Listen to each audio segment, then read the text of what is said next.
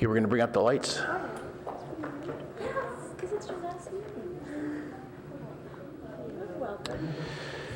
I'd like to call to order the Planning and Transportation Commission regular meeting for November 14th of 2018. And Yolanda just disappeared. We need to have her call the roll. Oh, there she is.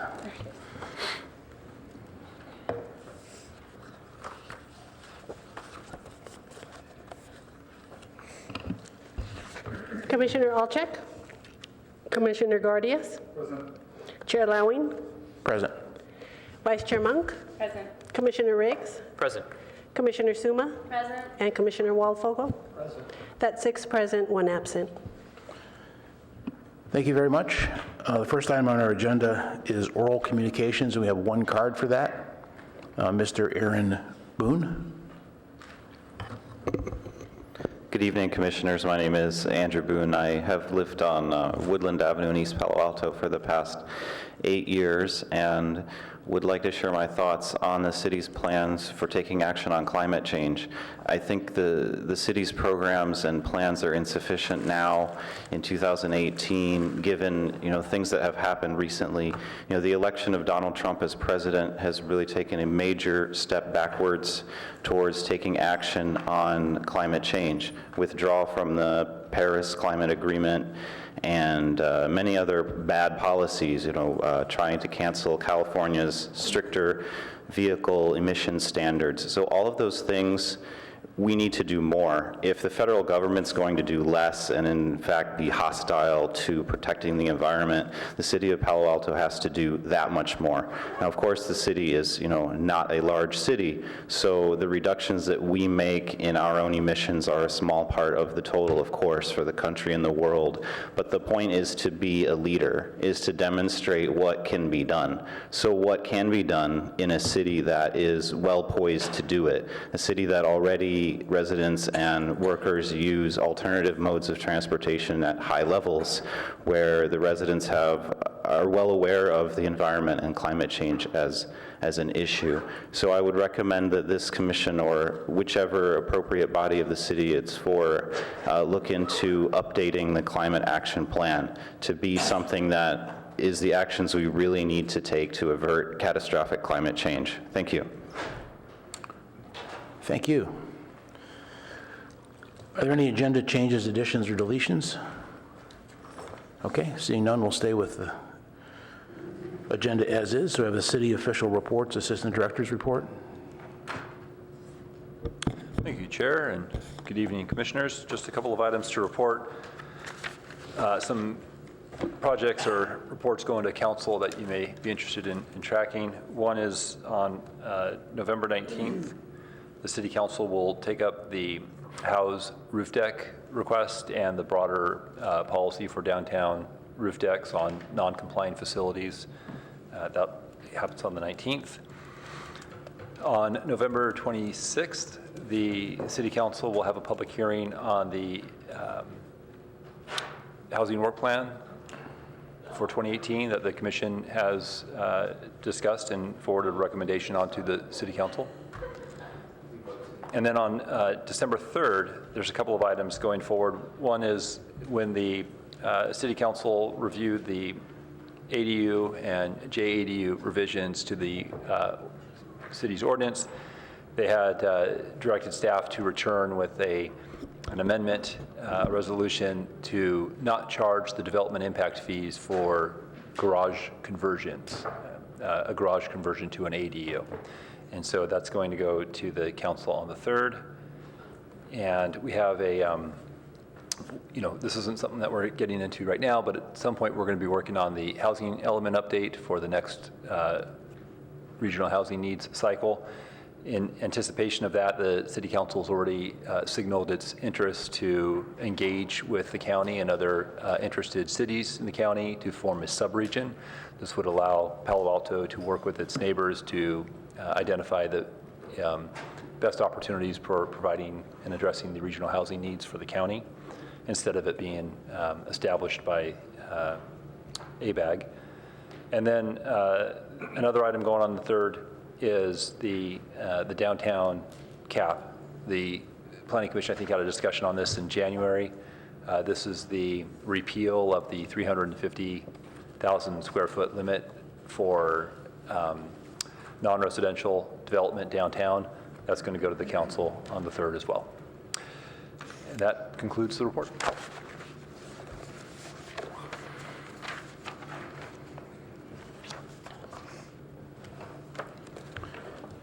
Okay, one of the item in the official report says there's a draft 19 meeting schedule and assignments. Yes. That's obviously kind of loose right now because there will be additional commissioners joining the commission.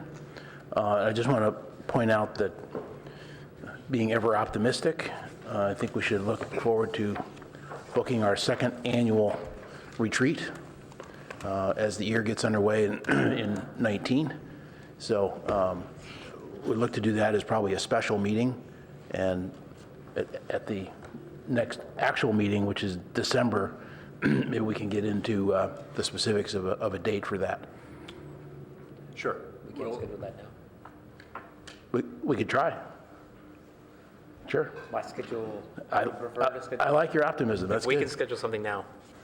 Yeah, so we would have to check for room availability, but if we can get a sense for, are we talking evenings, weekends, mornings, whatever I mean, if we can narrow that piece down, that would help us. Ideas on that? Go ahead, Commissioner Riggs. Well, I mean, if we could do mornings during the week, that would be, I would love that. That's what we did last year, as I recall. Is that all right? Is there a day that's better than others? We're thinking in January, right? I'll throw, It's January. Well, if our first meeting in January is on the 30th, is that what you just said? Is that right? Yeah, that's right. So maybe I would February. suggest that we host a retreat after the first meeting, because I assume at our first meeting we'll be nominating new leadership to our commission. So it seems like maybe prudent to first select our leadership and then do a retreat. Right, so you're saying push it into February? I'm saying do it after the first meeting. Right, which eventually, that does put it into February. So we're one meeting November, one meeting December, one meeting January. I'm sorry? The idea is one meeting November, one meeting December, one meeting January For the new calendar? for just, Yeah, the new calendar doesn't show any meeting in January till the 30th. Yeah, I wouldn't say it's a standard, but just the way the holidays fell. Got it. Yeah. fine by me. Yeah, Commissioner Monk? When does council set its priorities? It's typically like the last weekend or near the last weekend in January, I believe, the 30th. So we probably would want to wait till after they set priorities so that we can align with their priorities, or is that not necessarily the case?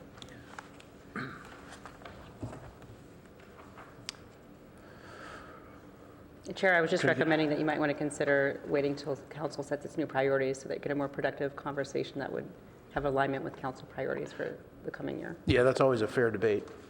Last year, we did not do that, but we felt like it was 80% in place, so I don't think we were far off on We that. had council priorities when we had our retreat last time. I would like to potentially get something on the calendar if that's okay. I don't care when. It'd be great to have something to shoot for so I can block it out. Okay, Would be so we'll great. try to find a date in February, probably mid-February, somewhere around there, and send an email to get your feedback. I'm not opposed to, I'm not opposed to making time for a midday. I don't think that's what we did last year. I think last year we were evening again. But I'm open to that, so in case, if that does work out, I'm always willing to make those sorts of. Okay, I can work the details with you.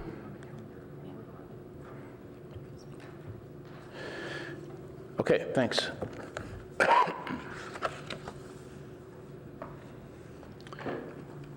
I had a Next. question on item 2, if that's where you're going on to.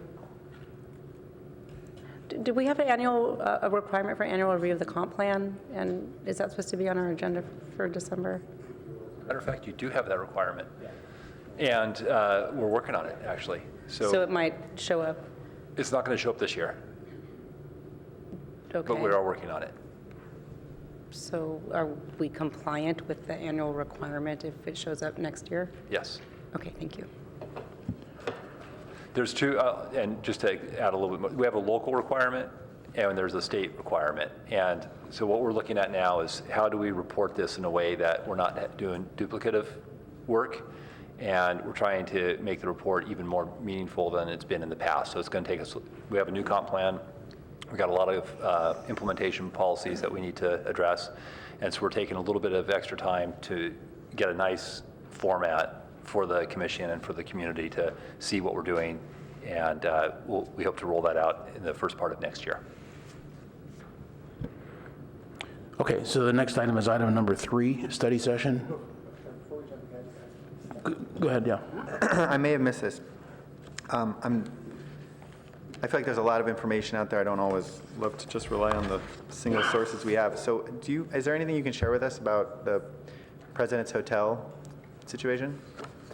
I read a couple, it's not even worth quoting, actually. I don't know what I read, but I'm curious to know if there's any developments that you can share with us.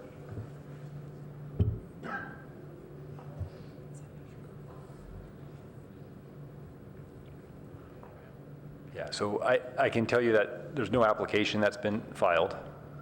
And, I've read what you've probably read in the paper as well. But I don't have anything new to report on that issue. Okay.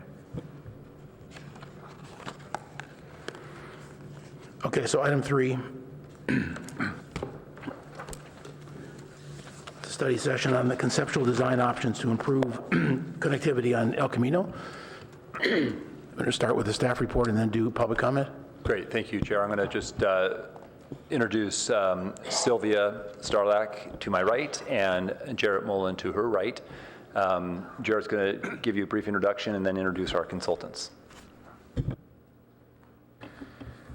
Good evening, Commissioners. My name is Jarrett Mullen. I'm with the Office of Transportation. And tonight, we're bringing before you the conceptual ideas for El Camino Real between Stanford Avenue and Lambert Avenue that focus on responding to documented incidences, collision incidents with bicyclists and pedestrians. So I'd like to introduce to my right Kendra Rowley from Farron Piers. She's a senior engineer with that firm, and she's been the project manager for the past year or so as we've been going through the process with this planning study. And she can explain the background and some of our findings. Thanks, Jarrett. Good evening.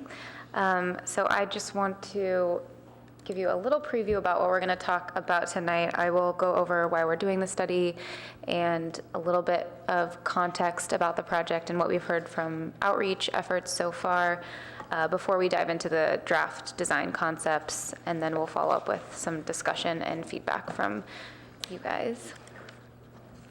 So this project falls under the umbrella of the Grand Boulevard Initiative, which is a partnership of agencies along El Camino Real from Daly City to San Jose that was formed to create a vision for the corridor.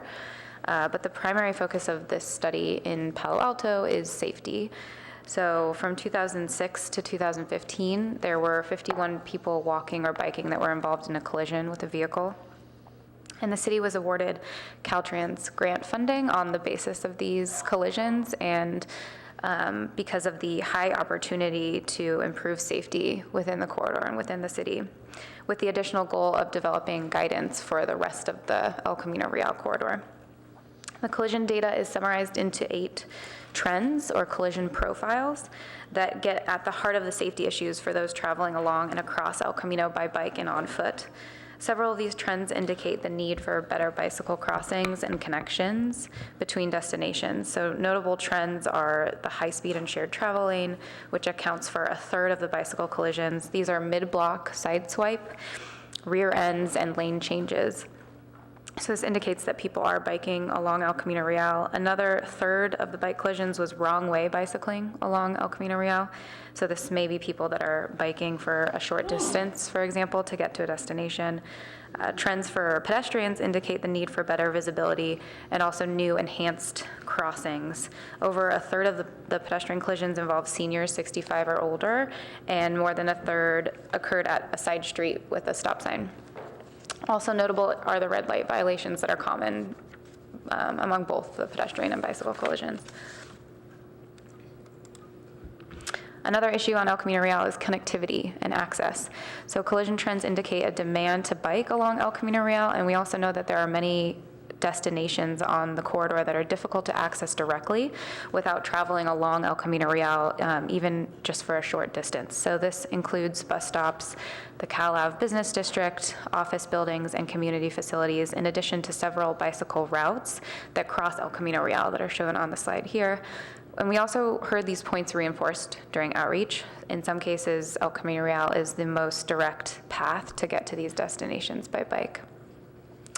And the street is not just a barrier for bikes, but also for pedestrians. So currently, the existing controlled crosswalks are spaced 1,000 to 1,200 feet apart, where the maximum distance that a pedestrian is willing to walk to get to a crosswalk is 300 to 400 feet.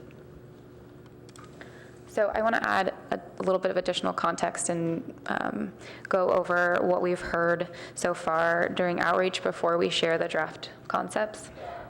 First is vehicle access. So just to round out the discussion on access, El Camino Real is classified as an arterial, which is meant to focus on mobility and moving vehicles along the roadway. Then there are no plans to modify that, as we are not proposing to remove a travel lane in either alternative.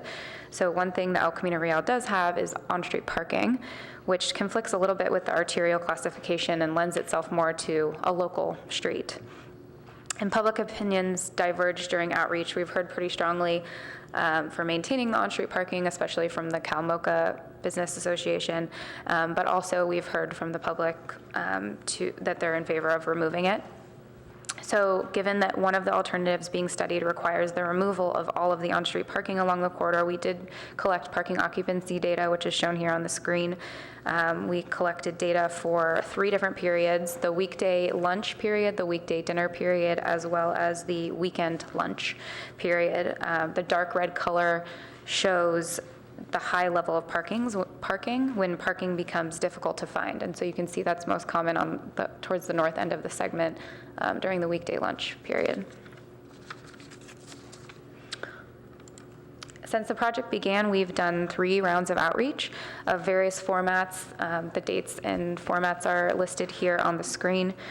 For stage 1 the purpose of stage 1 was envisioning the corridor. So we presented our collision analysis results and asked for issues and opportunities, and also what goals were the most important to people. Stage 2, we displayed our initial improvement ideas, which were linked with specific needs on the corridor, as well as trade-offs for design alternatives 1 and 2, which I'll go into more detail shortly. Stage 3 presented draft concepts for option 1 and option 2, so these long examples that are here on the wall today. And stage 3 is currently underway, so we have an online survey that closes at the end of the month. For stages 1 and 2, the 2 previous rounds of outreach, we received over 1,600 comments overall, and we estimate that we reached over 700 people. And then the current stage of outreach, again, is ongoing. So far, we've heard from about over 100 people, and the survey closes at the end of the month. Some of the common themes that we've heard, comments that we've heard, are to improve bicycle and pedestrian crossings, that roadway maintenance is needed. Many people that are in favor of the bike lanes prefer the direct route that El Camino provides to destinations by bike. They think the bike lanes would improve safety, and that it may also encourage alternate modes other than driving. And then many people say that they want to preserve the vehicle access at intersections, specifically the ability to make a right turn on red. A couple additional comments was related to congestion along the corridor, wanting to see some sort of signal coordination.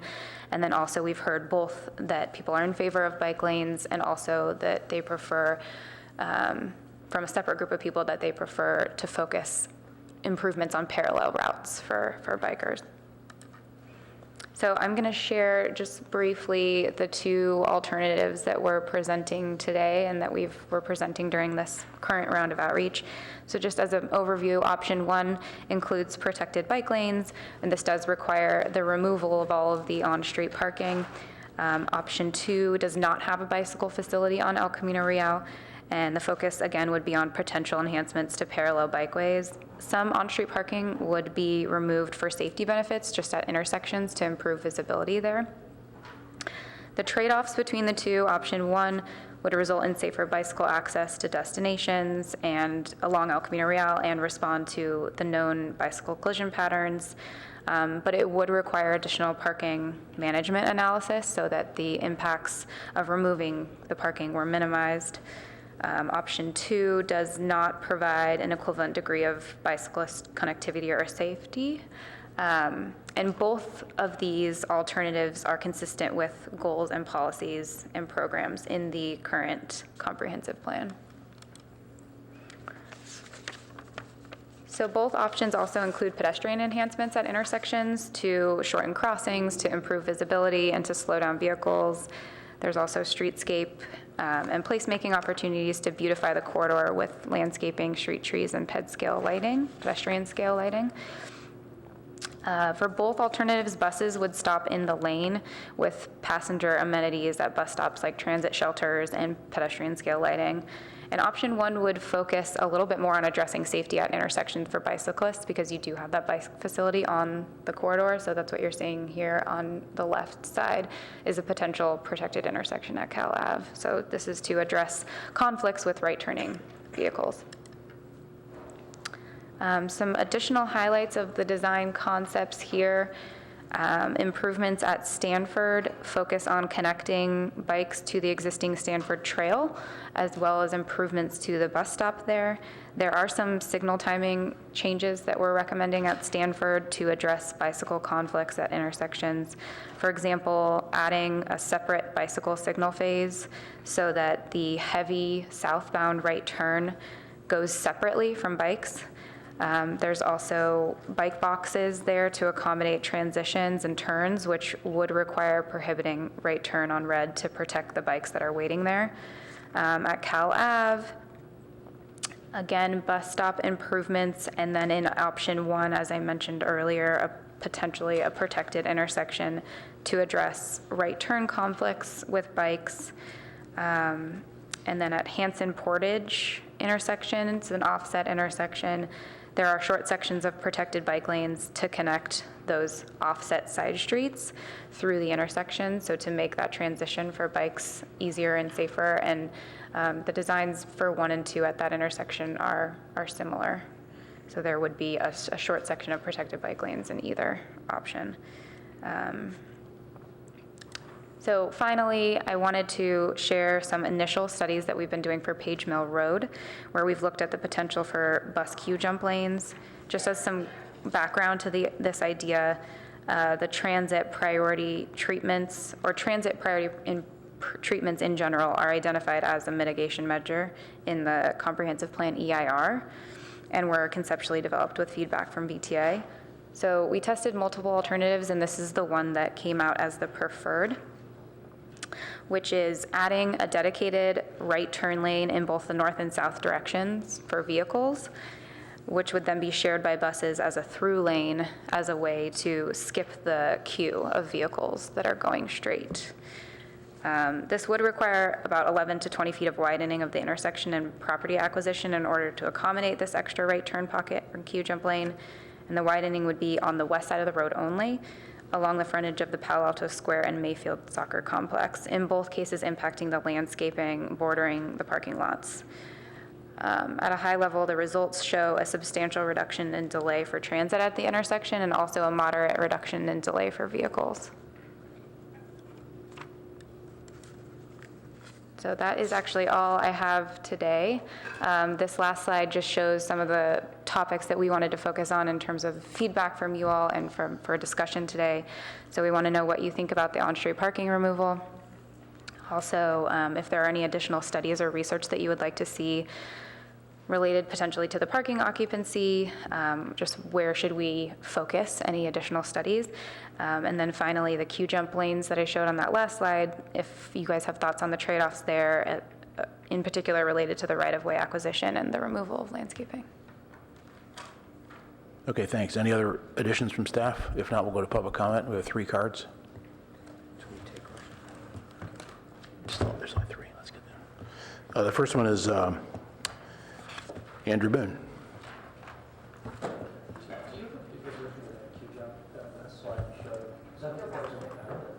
Larger version he's asking for? That's actually a snapshot of what's up on the wall.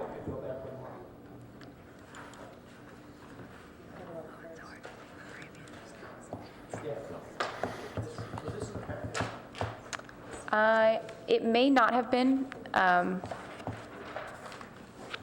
no, it was, right? Because it's part of the improvement or the concept. Commissioners, it was in the packet, albeit in a substantially reduced format. It's probably something that you need a magnifying glass to look at, and I do apologize for that. I should have done a compressed version, but we do have the full size rollout. That's actually what they were reduced from over there. Okay. If you have a computer, it's pretty resolute. It's pretty resolute. It's pretty resolute in the PDF. Mr. Boone, you're up. Yes, good evening, Commissioners. My name is Andrew Boone. I live on Woodland Avenue in East Palo Alto. I bike and walk often in this area, including on El Camino, crossing El Camino. I have for many years. There isn't really a practical way to avoid the street when you want to go shopping somewhere on El Camino, and then you want to go somewhere else that's also on El Camino. So this option 2 of not doing anything to improve conditions for biking on the street doesn't make any sense to me. This is exactly what Palo Alto should be doing. El Camino Real, there's no reason why it should be excluded from our set of complete streets. No reason why we cannot make it a complete street. Right now, bicycling along the street and walking across the street, they're hazardous. People get hit by cars, get injured, and the effect is suppression of walking and bicycling as modes of transportation. People don't choose to walk and bike, even if it's a short trip sometimes, because of the condition of El Camino. So this project isn't just for improving safety for these modes of transportation, but the benefits go far beyond in protecting the natural environment and improving public health. And so I would urge you to recommend this option 1, the one that includes separated bike lanes, to the City Council. I know that the City Council, some members are going to have some skepticism about this concept, and the idea is even controversial, unfortunately, among the public. The right thing to do is think about it carefully, look at examples in other cities, what has been done. These kind of bike lanes are very common in many parts of the world and have been successful in getting lots more people to ride bikes and to be able to do it safely, even on busy roads like El Camino Real. I think my main concern about the design is how wide are those separated bike lanes. Now, if they're only, say, 8 feet wide, that doesn't give you an opportunity to pass someone else who's bicycling in the lane. And so you have traffic congestion. It would be nice to avoid that unfortunate reality. What you want is something very comfortable, very convenient, wide, and especially here at where El Camino crosses Page Mill Road, the priority in this design is being given to car traffic. There's a total of 10 lanes on El Camino Real, up from the existing 8 lanes for car traffic, and so the resulting bike lanes are narrow and get the leftover space. That is not how it should be. People walking and bicycling should be put at the front when we are redesigning streets and intersections. Thank you. Thanks very much. The next speaker is Wayne Firth. I'm sorry. Good evening. My name is Wynne Firth. I'm the chairman of the Architectural Review Board of the City of Palo Alto. I'm glad to know that we are glad to know that you all are working on this project. we have reviewed a very large number of projects along this stretch of El Camino Real and also north and south in the recent past. Most of them are still being built, and more of them are coming to us. Some of them are hotels, some of them are all residential, some of them are all commercial, some of them are mixed use. They all intensify the use on their sites, which are sometimes a bit small. They often are adjacent to these rather narrow side streets with rolled curbs, which have their own transportation, pedestrian, bicycle problems because that leads to parking half on the sidewalk, half in the street. And as we've looked at them, our charge is to make sure that they work well for pedestrian and bicycle traffic on and off the site, that there's adequate loading, that they basically function. And so we do pretty well, I think, in dealing from the curb to the building. I mean, we have the South El Camino and the El Camino design guidelines that call for these wider sidewalks. We have street furniture, we have trees. But the thing that keeps coming up, which is really more in your jurisdiction, is what I understand is called curb management. And that is what happens between the curb, what happens beyond the curb. And most of these projects assume that they will have less use of cars by the people coming to the projects or in the projects, that they'll use ride-sharing services, that they'll use bikes, that they'll walk. But they don't necessarily come to us designed that way. So we do what we can about their design. We try to make sure that the driveways are designed in a way so that people walking or even bicycling along the sidewalks won't have lethal conflicts with the cars coming in and out. But we make assumptions, and staff tells us that space will be available, for example, on the curb for commercial loaning and for laundry services and for deliveries. And we make assumptions that when we can, which is usually the case in hotels, we make sure that they're designed so that anybody waiting for a ride service has a place to meet that ride not on El Camino.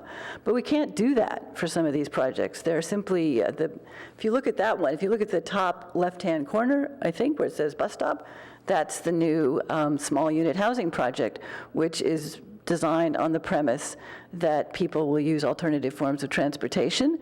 It's a snug site. Those people want to be able to get around to the Cal Ave district. They want to get, I always think of it as north, towards San Francisco on El Camino and then hang a right.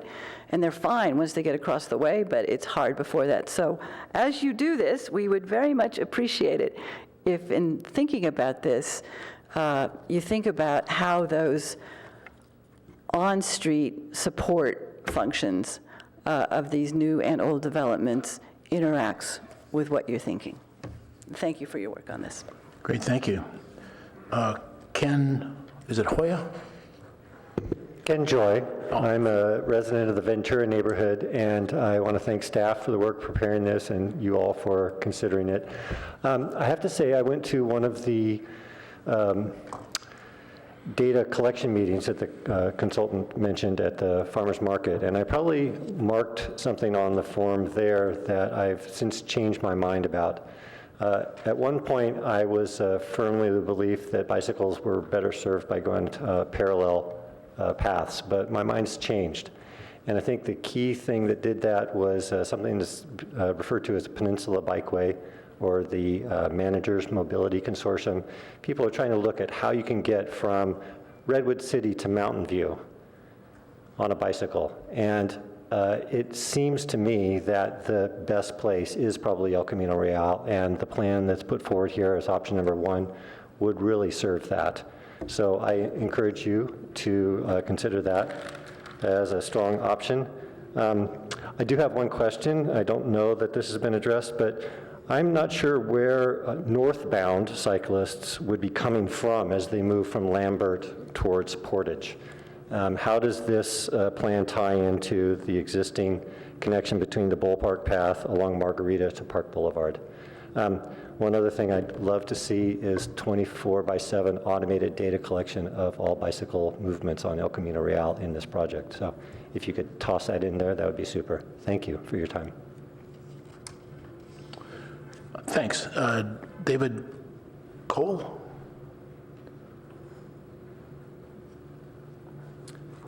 Yes, my name is David Cole. I'm a Barron Park resident.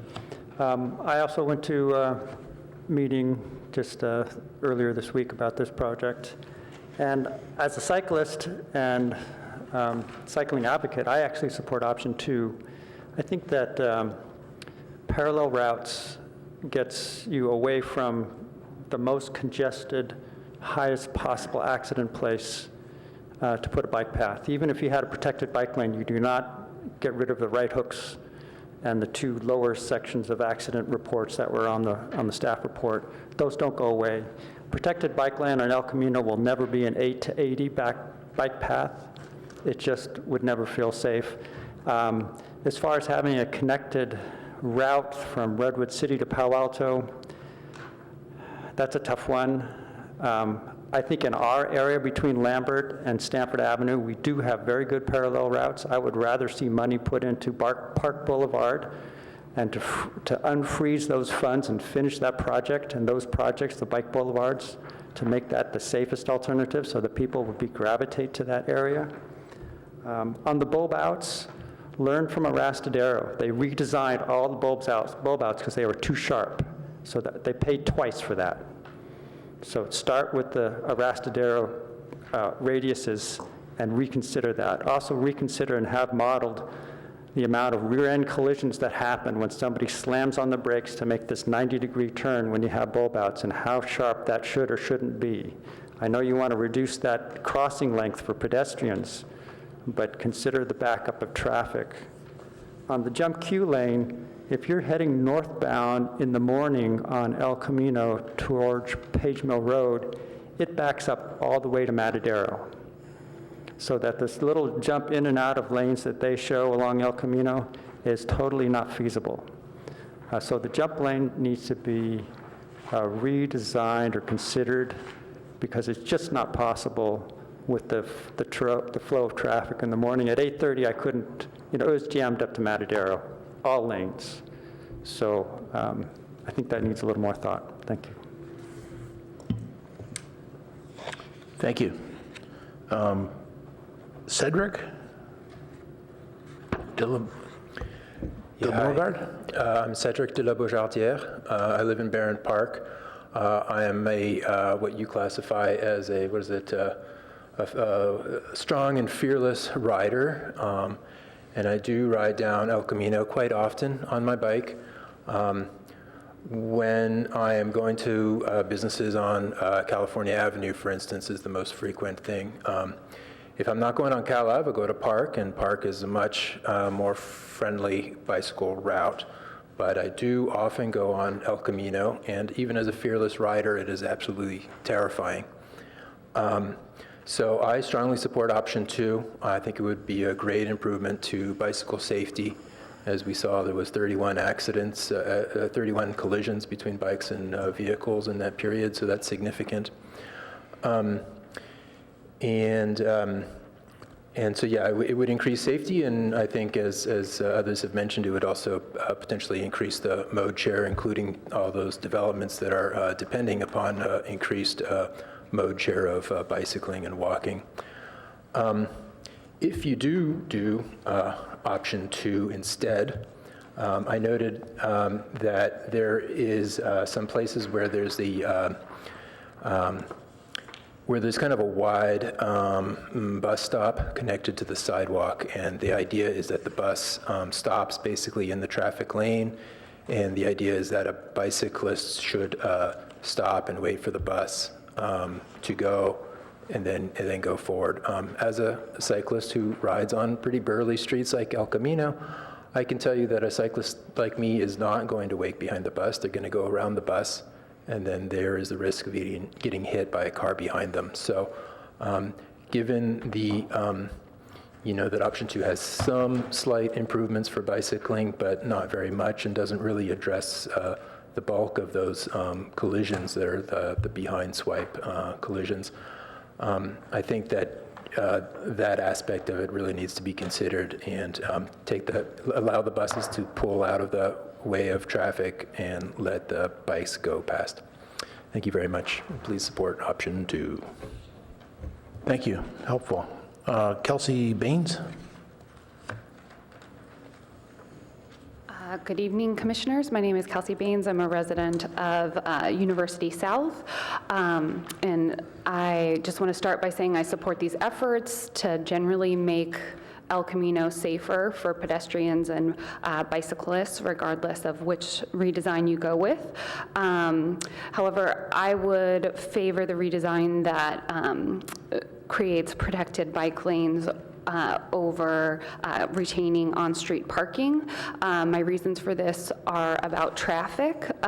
So traffic is one of the main concerns in Palo Alto, and if we want to really make an effort in reducing traffic, I think we should make it feel much safer and make it more pleasant for bicyclists to run errands and go out to eat and things like that. So basically making the experience of biking a more pleasant one. And I think that even if it's just a small barrier, I hope you would explore ways to make it even safer because of the comment that it's not going to be 8 to 80, and I think that's important. But even if it's a minor improvement, I think that could change behavior. The other thing that wasn't really mentioned that I would be curious about is if removing on-street parking, just given that cars take time to pull in and out of spots and wait for spots to open up, if not having the on-street parking could actually reduce traffic. And just kind of had some more questions about bus priority and how that will work, because ideally it will be set up so that buses can have priority over cars. But I thought the gentleman who spoke before me who talked about the danger of blocking bikes made a really good point. So just looking for ways to make bus travel more quick and favor it over cars, but not get in the way of bicyclists. Thank you. Okay, thank you. I'm sorry, I misspoke. I meant option one. I support option one. I was told I said the wrong thing. Option one, thank you. Okay. All right, so now it comes back to the commission for comments, and I think we'll just look for lights. Mr. Riggs?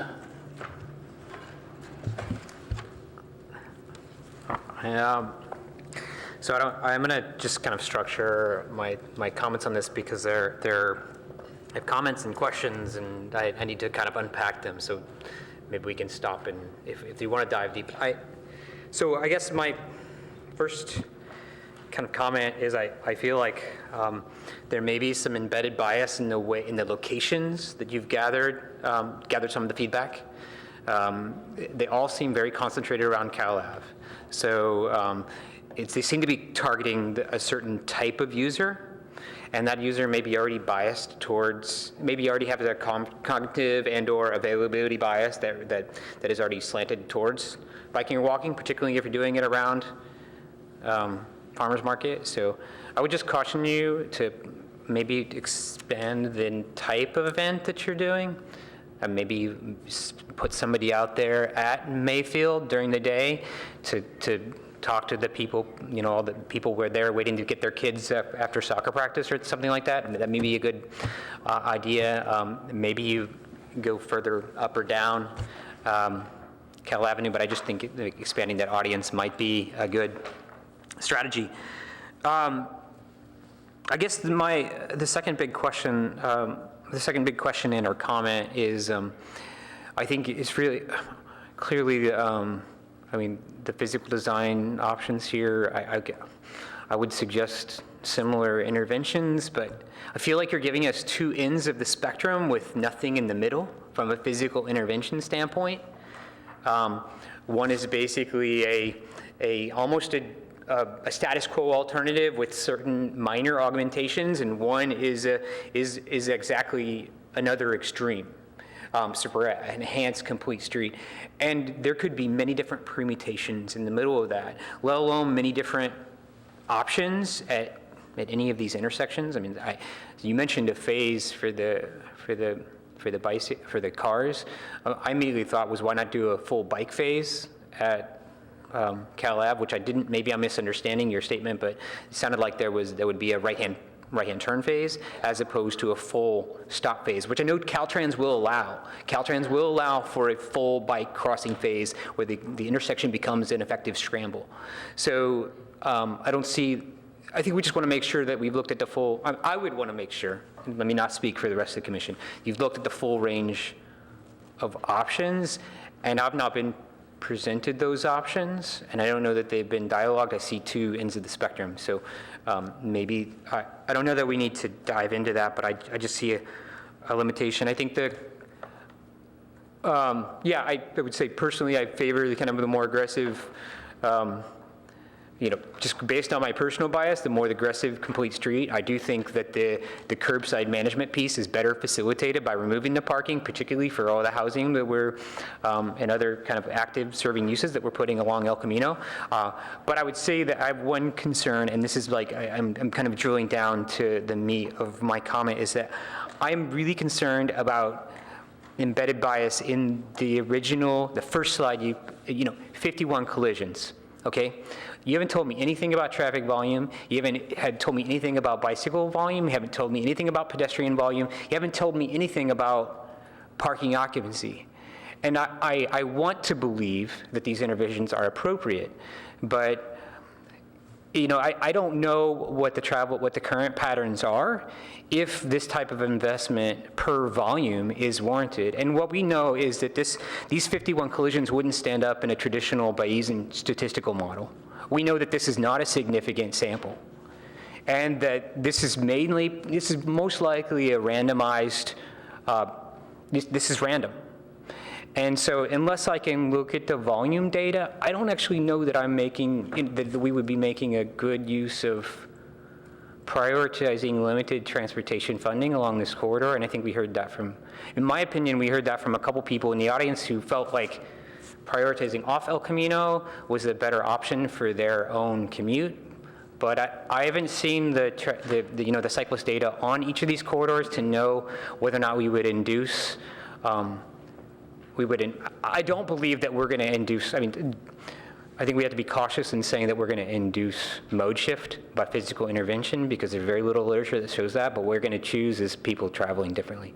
And I just think that I haven't seen convincing data from what you presented that these are justified.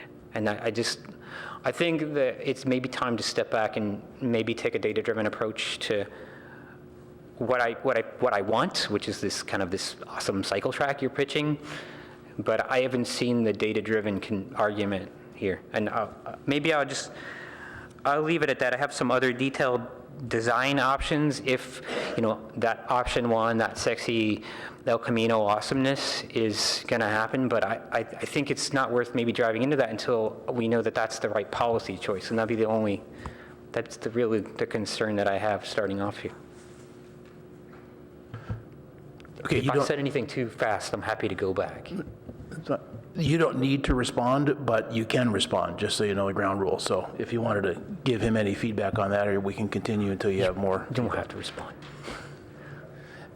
I'm talking about clarifications, that's all. Okay, let's go on to the next one then. Oh, I'm sorry, Chair. So we may have some information to inform the conversation. It may not, I don't think we got to the level that you have, but if we have some traffic, we may have some traffic volume data that we can share with you at least. I think that would help for me justify whether or not we can, because if we have a high volume intersection, both high volume for multiple modes, then that actually, and that is consistent with the collisions, then we maybe have a logical argument, but I still think that there could be a degree of randomness in the collisions, and so we necessarily aren't making a collision-based decision, we're making a volume-based decision. Yeah. So I think collisions drive emotion, but they can happen anywhere. Sure. So we'll have to get some more data, but for information that we have available now, we're happy to share that. And let me say, for staff, I have an eco counter. It just happens to be at one of the, if my lab will allow the city to use it, we can install it somewhere out there if you want to use it. I'm happy to do that for a little while. You may have one in place, but we can figure that out and dialogue it later. Mine's at Hoover Elementary School right now, counting little people. So we can figure out if that's a resource that I can provide to you. So as far as I can speak to the data question about traffic volume, the El Camino, it sees around 40,000 cars per day. It's give or take, and it fluctuates, but that's what we're looking at.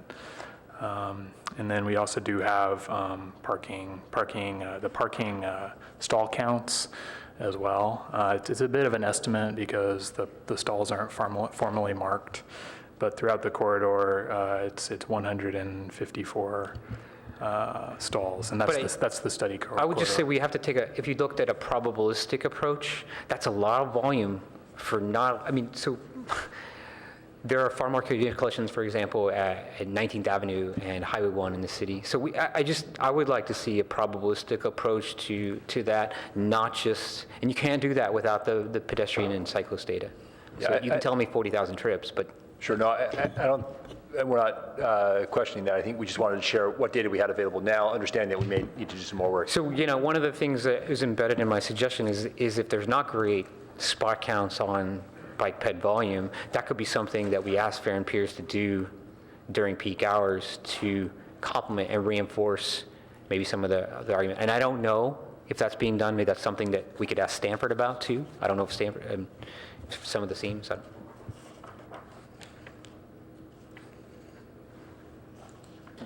Okay. Sorry. You're done at this point? Okay. Commissioner Gardias? Thank you very much for your report, and thank you very much, public, for just arming us with different perspectives. It's always useful to hear what Palo Altans think. So thanks very much. So a couple of comments, and I think that discussion will continue. So it probably would be useful just to see what others are doing. We had this conversation with Commissioner Suma. I'm sure that she's going to speak to it as well. But the concept of Grand Boulevard is being here since I was here, seems maybe not forever, but at least 5 years. But so it would be interesting to see how the whole concept is implemented, or at least discussed in other municipalities. And I understand that this is we're not talking about the whole boulevard, we're just talking about the streetscaping. The discussion about the boulevard would be much greater than this. But I'd like to understand what is the continuity of, what are the decisions in Mountain View, and then farther south, Sunnyvale, in regards to the same throughput of the bikes and cars, right? Are they just leaning toward allowing the bikes running along the El Camino, or they are precluding this, given that there is a limitation, at least in Mountain View and Palo Alto, there is a limit of the width. I think that farther south El Camino goes, then wider it gets, so they have broader opportunities over there. But at least at the adjacent municipalities, I would like to understand what is their thinking. Are they trying just to align the bikes with the street or not? So that's number one. In terms of I'd like to also understand some other items that, because I get it, we just focus on the small section of that is prone to some accidents. So I'd like to understand more about the bike traffic. I'd like to have, besides of the cars, I'd like to know how many bikers are there, how many potential bikers would be if we open this to others, because it would be much safer. So I'd like to see the current count, and like to just see some estimate based on some scientific data, what would be the increased traffic if we open this to others. This would also allow us just to, and the council, to judge it from the perspective of the investment. Is it the money well spent if it's going to be, say, small volume, open maybe to some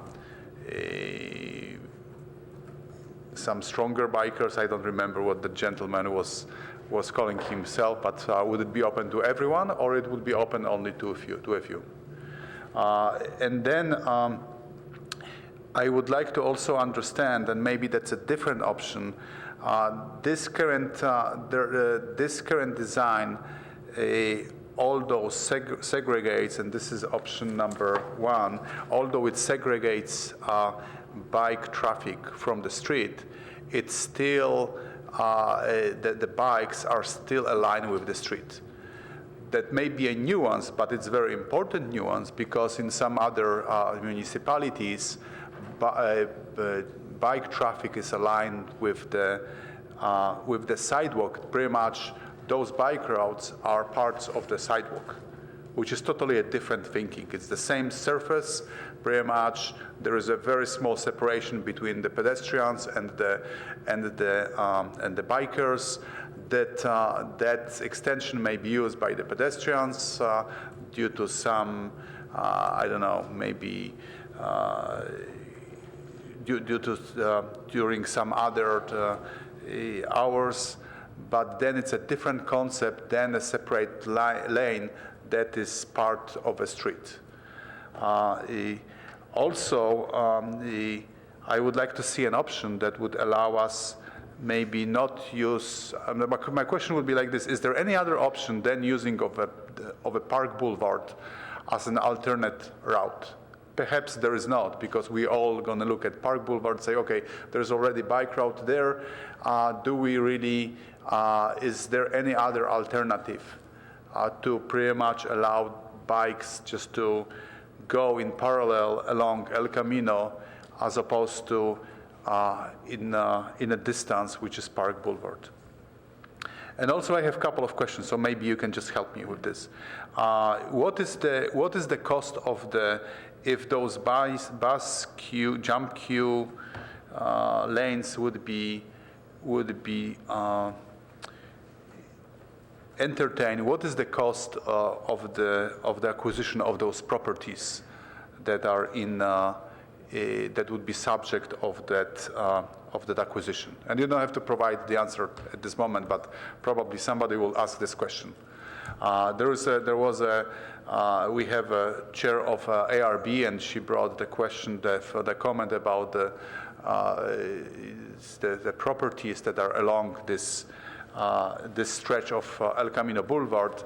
And then I think that it may impair those properties if you're gonna take away the land as it is in option number 1. I don't think it's part of option 2 as well, right? It's option only 1 when you acquire some land from those properties. Are you gonna pretty much impair those owners so their properties will just not have much of the value because they become so small and so inaccessible? And if this is the case, why do we even bother with this?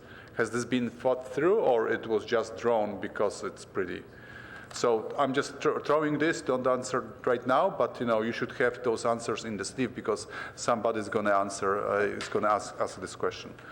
And then also there is a question that that you may tell me answer right now.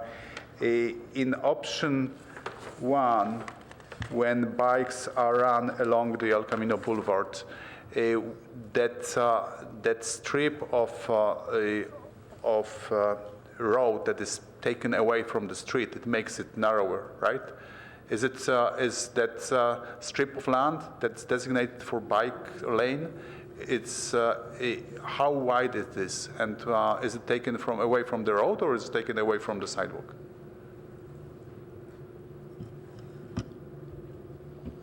So it actually converts the on-street parking lane to a bicycle lane. So that's why the parking would need to be removed in option 1. So effectively, the width of the travel way is the same, although we may have recommended actually slight reductions in the lane widths, but we're not removing a travel lane to accommodate the bicycle lanes. It's just in place, kind of right on top of where the parking is. I'd like to add to that too. We also looked at some earlier plans along El Camino Real, including the El Camino Real Master Plan from 2007, which was never adopted, but it progressed to a pretty mature draft that had some conceptual design ideas in it, one of which was to narrow the travel lanes from 12 feet to 1 foot, to accommodate a slightly wider median, specifically in the area between sorry, I have to look at these S streets, Sheridan and Stanford Avenue, which currently has no planting in most of it. And the idea was to try to facilitate more landscaping in the median. So we were trying to pick off of, or use that as a starting point, along with some of the other feedback we received. So the lanes are narrower, going from 12 to 11 feet. And then the parking would be removed in option 1, as Kendra noted. And probably there is no option just to accommodate that bike lane and then still allow for the car parking along El Camino, just removing or narrowing or totally removing the median. I believe it's around Charleston, that median disappears. In some areas, it disappears completely, right? It's just a concrete curb. So that is one thing that the El Camino Real master plan draft actually looked at, was looking at striping on-street bike lanes next to parallel parking. And you could smush everything in there, actually, but with current guidance, we wouldn't recommend that because you would just have a standard 5-foot bike lane between on-street parking next to very high-speed, high-volume automobile traffic. So we wouldn't recommend that with our current design guidance. Thank you. Thank you. I'm glad that you had the answer from the top of your head. Right. So my preference would be, just so you know, to align the bike lanes with, to have bike lanes being a part of the sidewalk, not being part of the street as it is currently proposed, if this option number 1 is going to be preferred by others. Thank you for now.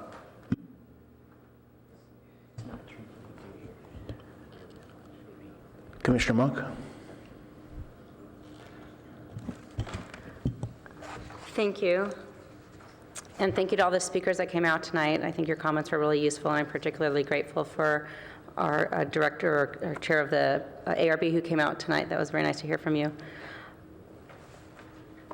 Just as a preliminary question, can you kind of explain to us this Grand Boulevard concept versus the safety issues presented? Because it's a little convoluted as to what we're supposed to be, what lens we're supposed to be viewing this as. Sorry. Sure. So the Grand Boulevard is basically it's not an agency. It's not a regulatory government agency. It's really more of a coordinating group of agencies along the corridor, the El Camino Real corridor, from Santa Clara County all the way up to San Francisco. And the idea is to use it as kind of a brainstorming session to come up with ideas for really to approach El Camino Real, which has a very strong presence in all of these communities. And there's a lot of shared issues. But really to develop approaches that cities can pick and choose from that fit their individual unique needs. So the Grand Boulevard is not a prescriptive agency, the top-down agency. It's a brainstorming idea bank, basically. So this project is done in partnership with the Grand Boulevard. It's a bit of a complicated funding structure. I'll spare you for all the details. I really wanted to know if other cities are viewing the Grand Boulevard implementation or concept in terms of addressing safety, or is there some other aesthetic that we should be considering? Because from where I'm looking at, we've just been presenting this, it's been presented to me mostly as a safety concern. That's how I'm viewing our report today. I don't know if others are sharing that sentiment, but that was something that I took away from the report. So I'm a little confused by that. So safety is usually the highest priority in all of our roadway designing efforts. But the Grand Boulevard does touch on placemaking and aesthetics as well. And then we're designating, just to confirm, and so that folks are aware, we're talking about 0.8 of a mile here. So less, close to 3/4 of a mile. So I wouldn't really view this as an extensive amount of travel that someone will be doing if they want to travel from Palo Alto to Redwood City or to Mountain View. You're not going to be utilizing this 3/4 of a mile of a stretch to get there because it's many more miles beyond that. So just to clarify that, we're talking about a pretty small stretch. In regards to the connectivity that Kendra brought up, you mentioned the arterial designation, which I was surprised to hear because to me, El Camino Real is quite a major thoroughfare. Did I hear you correctly, and can you elaborate on that a little bit more? And as I guess, and the reason I'm asking is, you know, if we've got bike boulevards and other streets that we're trying to divert bicycle traffic onto, how does that intersect with that current designation? So I'm sorry, you mentioned the... I just want to confirm, you said it was an arterial designation. That sounds like any other... Yes, in our communities. comprehensive plan, it's designated as an arterial. Versus a major thoroughfare? You could see them interchangeably. That is interchangeable. Those are kind of interchangeable terms, but I referred to the comprehensive plan designation of arterial. Okay. I have a few more questions. I'll try to go as quickly as I can. This is something I do want you to consider and look into for additional study. When I consider myself very much a novice local cyclist, and when I tried to go from here to Redwood City or other communities, Google Maps using the bike app put me on El Camino. But I know I do not want to be on my bicycle on El Camino Real at any point in time. And in the brief conversations I've had with Google, I understand their maps team is located in Switzerland. The bicycle people, I don't even know, but we have contacts. I know that the planning department has some contacts there, and I think it's a big issue that they're diverting traffic, and I do believe I have some, may not be reliable, but some good inside information that Google is intentionally diverting cycling traffic to paid advertising businesses. And to me, that is a very competitive safety issue. If they're actually intentionally putting cyclists on busy roadways because that's where they're getting sponsorship for their, Google Maps applications and things like that. So I would like additional study and investigation, because when you're using Google Maps and you're relying on that icon for cycling, and it's not even showing Bicycle Boulevard that's right here, that's only 2 blocks away, it's adjacent, it's much longer, it's much safer, it's a parallel street, there's something wrong that we're not getting that map. So I really do want additional study on that. I think it's really critical. And also with Park, actually, because this segment is south of where Bryant stops, so it would be, I guess, the corollary with Park Boulevard. In regards to the number of crashes, you said that there are 50 crashes over the last 10 years. I think it'd be interesting to know the number of pedestrian incidents versus cycling incidents. I don't think it was detailed in here. And when you were, do you know the answer to that now, or did you have that data point? Yes, I believe it was, yes, it's on the packet page 13. There's 2 tables that breaks out the total collision by mode. So can you how many were pedestrian and how many were cycling? 20 pedestrian collisions, 31 bicycle. So slightly more bicycles versus pedestrian. Okay, well, that's helpful, because to me, when you look at the 2 options, one of them really looks more bicycle-oriented, slightly pedestrian, and then the other one looks like status quo, as Commissioner Riggs was alluding to. They look kind of extreme.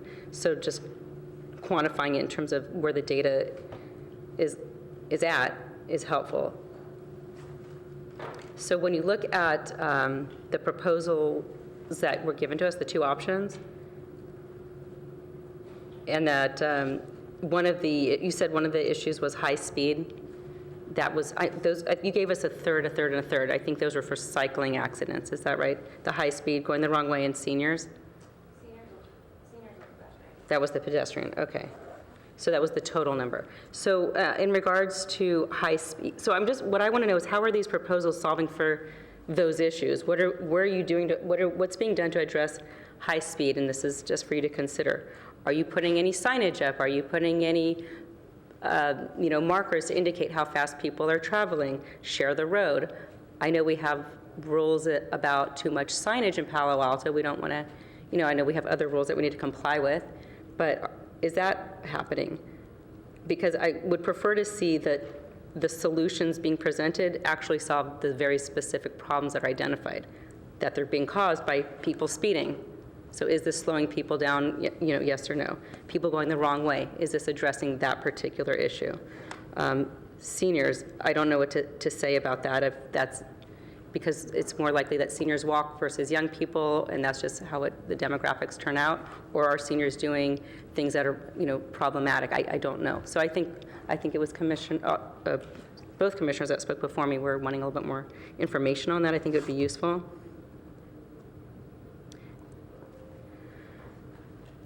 I'm trying to read my own handwriting, which is terrible. I can't even write right now, so I apologize.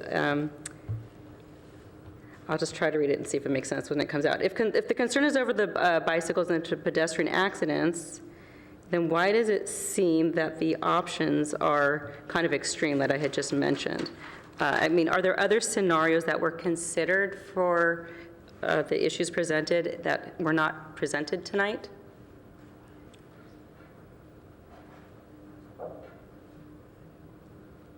That might be a question more for Kendra, I don't know. But it looked like we just got two extreme I can speak to that. options and nothing like midway. The options are they're really making use of limited right of way, all priorities considered. I'd actually, if we were looking at more extreme options, that would probably involve repurposing motor vehicle travel lanes, and we are not considering that in these options. Yeah, I'm not saying that we need to consider more extreme options. What I'm saying is I think Commissioner Riggs alluded to it, so I'm just concurring with his position that one of them looks like it's more or less maintaining status quo, and one of them is pretty aggressive with bicycles, was kind of what I took away, Commissioner Riggs, if I'm correct. So that's sort of my takeaway, just on the two here. It doesn't seem like there's other options presented. I think that if I could just weigh it, it's basically either class 1 or class, I calls it class 4, but it seems like there are variants, like you could do a class 2 protected bikeway. I don't think there'd be anything inconsistent in the highway design manual on that. And I just feel like we're only seeing, what I was saying is we're only seeing one variant of an aggressive bike option when there may be, we haven't seen a pure class 4 bidirectional bikeway here, and that you could do that. Yeah, I'm concurring with that. For example, I'm seeing that you're taking parking on both sides of El Camino when maybe you should just have bicycle lanes right next to each other going either direction, put them in the middle of El Camino or put them on one side so that you're not taking away parking on both sides of El Camino. I just would like to see additional creativity and study on that, particularly given the comments that were made from the chair of the ARB that we're looking at a lot of driveways and the curb to building issues. I really think that, I don't know how deeply explored that was, and I definitely encourage a further analysis of that. It seems to me on the, I'm calling it on the west side of the street, I guess, there's less, it seems like less driveways, and maybe that would be the area to focus on a bike lane rather than the east side. Where you're seeing a lot more driveways and buildings and cars that might be going in and out. So on to cars and traffic and parking. Do we know how many spaces are going to be removed under either option? That might be in here, but I don't recall exactly where it's located. Because I know that spaces are going to be removed on either option. That's correct. As far as the total number of existing parking stalls, that figure was not in your packet, so you weren't imagining that one.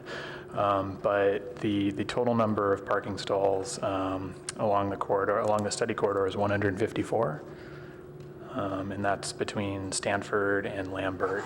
Some of that is an estimate because many block faces do not have formally striped parking stalls.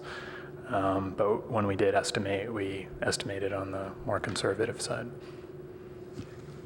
I think it would be useful as you go forward to know what percentage that 154 is on the east side versus the west side of the avenue, and the proximity to businesses and the frequency of drivers accessing those businesses. Are they sitting there all day? Are they coming in and out?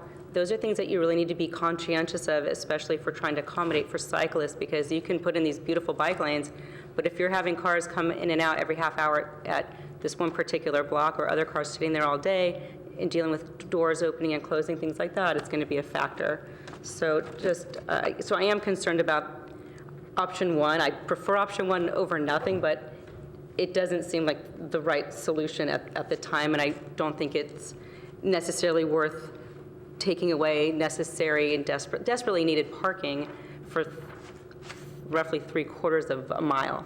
So I just don't have enough data to fully get behind that idea. I know Ed's giving me the eye here, wants me to hurry up, I think. So yeah, I would recommend, if we had to vote something today, I would say more on doing option one, but maybe on Cal Avenue specifically. My concern is that you have bike lanes that direct people to that intersection on either side, but then there's no way to really cross over El Camino. You have to go in the crosswalk as a cyclist, or you have to be concerned about a car making a left turn and crashing into you. And likewise, the competing interest with the pedestrians as well.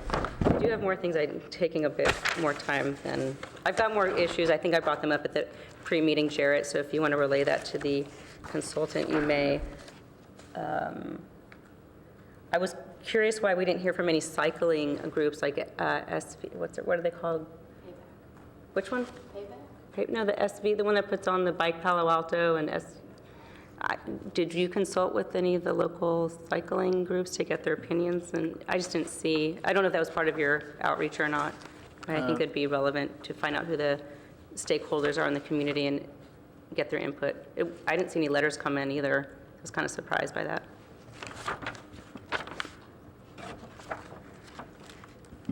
So yeah, we didn't ask for letters at this time. This is structured a little bit differently in that this PTC meeting is more of a piece of the outreach, the final kind of stage of outreach, and that's partially because of the way the grant was structured, but not to go into too much detail there.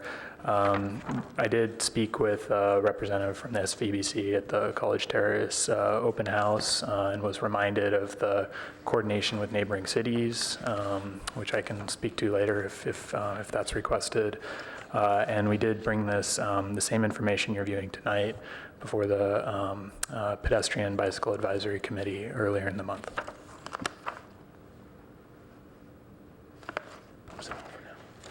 Thank you. Yeah, okay, thanks. Yeah, I'd just like to get everybody else in for everybody's lights on, the topic that we're interested in. So I just want to make sure everybody gets in a kind of a first chance before we go around in a second. So next up is Commissioner Walfogel.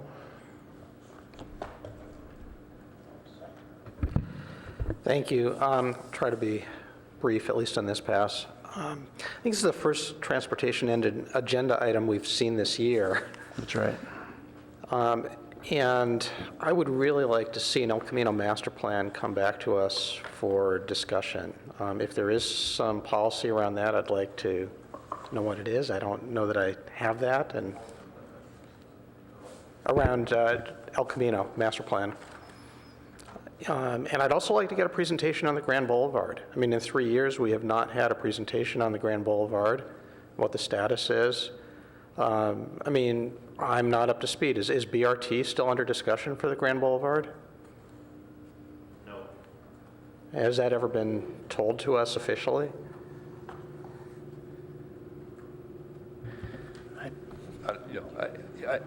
So I don't believe it is still on the table. I think they've backed off of that for the lack of response from different cities. Okay, well, I mean, that's just not something that we... Yeah, we have a broader conversation that we need to have about how staff and is engaging the Planning Commission on transportation-related issues. Yeah, and this has been a conversation point that we're having now. Right. As we talk about the Office of Transportation and how we support those interests. Yeah, no, I'm just sort of pointing out that it's sort of hard to jump into this because we don't have a lot of context that would be quite helpful.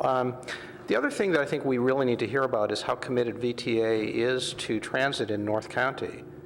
You know, the 522 bus or some extension of the 522 bus. You know, there's been a lot of debates about frequency on those buses. And so it's hard for me to know how much investment to make in bus lanes when I don't know if the operating agency is really committed to using them. So do you have any comments on that, on their long-term commitments? So the latest point of reference we have were the service plan assumptions from the VTA Next network, which was basically, for those who aren't familiar, was a complete top-to-bottom network redesign proposed by VTA. And that hasn't been implemented yet due to delays with the rollout of and coordination with the Berryessa BART extension. However, the bottom line is the service on El Camino increased from what there was today. So El Camino Real, in all of VTA's long-range planning documents, El Camino Real is their core highest ridership transit corridor, and that's really because of the land use around it. So well into the future, it's probably pretty fair to say that service will stay frequent along the corridor. Okay, it would be helpful if we got a report on that, again, because it's just hard to know what kind of investments to make if we don't know what the operating agency's commitments are. One other just area of background, you mentioned at the front of this report that El Camino is an arterial, and could you just list out, what are the north-south arterials? What's the list of them?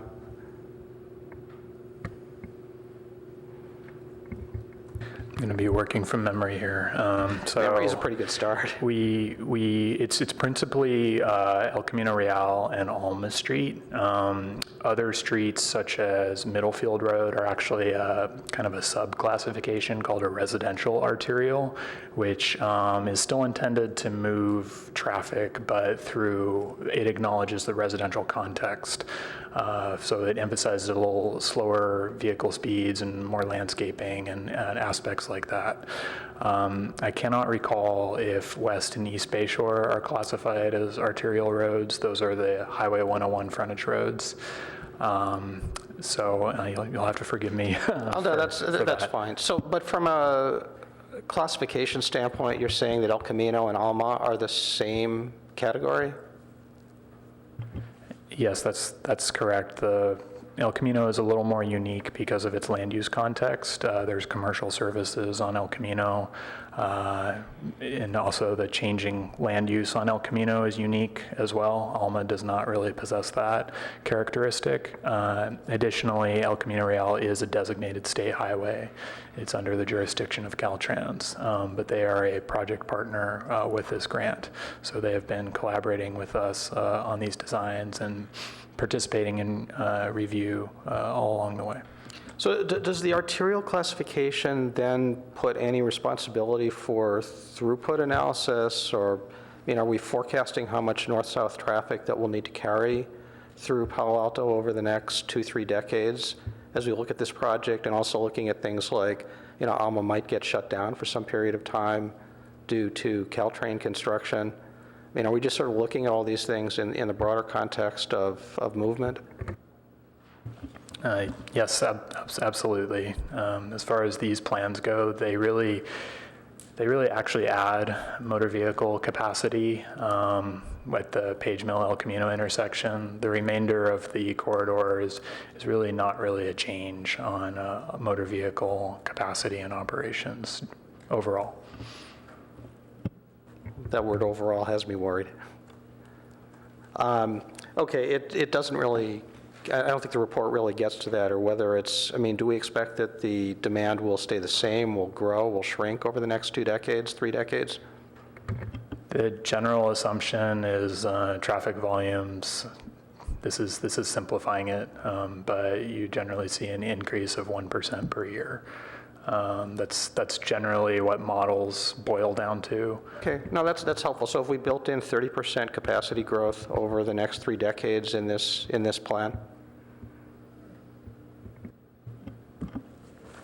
That would involve changes to roadway capacity and like widening or other treatments that actually increase motor vehicle capacity.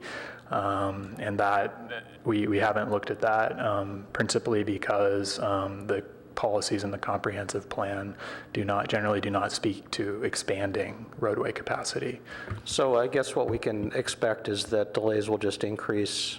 It's not linear, but whenever we hit the inflection points with that 1% a year growth, we'll see delays going up exponentially. Is that a reasonable expectation?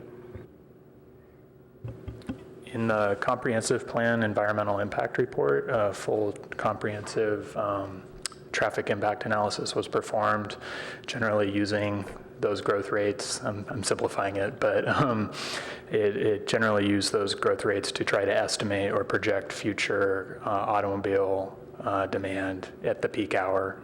And it did project significant delays at intersections, major intersections in the city, not all of them, but some of them. So there's, it basically poses a challenge to try to plan for that and make policy decisions to address that. Yeah, so what could we do what could we do to anticipate or to mitigate those? I mean, are there things that we could do in this, within this scope to mitigate those impacts? So I'm just going to insert myself here. I think that there's you're talking about a broader conversation. I think this 3/4 mile segment isn't going to answer the questions that you're posing. Well, but El Camino and Page Mill, Oregon is pretty impacted today. Well, let me just, I think that you can't talk about a 1% increase in isolation of efficiency gains, and we've seen massive efficiency gains just in the technology we're seeing in current vehicles. So that the idea of the linear relationship with traffic growth, even if that's what they're plugging in the model, is not rational. We're not going to see a linear increase, and I know that that was just said. No offense, but that is actually that is overestimating volume increase so dramatically that it's not worth. I know you pitched back 30% increase over the next 30 years, but that's like so far away out there that I do think it's going to distract us from our purpose tonight, and it doesn't consider the amount of innovation we have in this sector right now. So I apologize, Mr. Chair, for interjecting myself, but I just think that is a huge zinger that we probably shouldn't go there, and we can. I'm happy to talk offline because it's not a rational argument. But with all due respect, then we do need to look at those models so that we understand the impacts, because we're talking about something that will take a couple of years to implement. It'll certainly have a 20 or 30-year lifespan. So 30 years is actually a reasonable interval to be thinking about what it does to north-south circulation. So if I can just throw out a statistic from, from my discipline in engineering, we are anticipating at least 90% capacity gain due to technological innovation in the automotive sector over the next 30 years. So I'd like to see those studies, because I've been working in the automotive sector, and I'd be shocked if the technologies are doing what you think they're doing. So anyway, there's a... Okay, so that's a point for us to take a look at in the future. I think that's for another day. Yeah, that's for another day. Did you have other comments, Commissioner Walpole?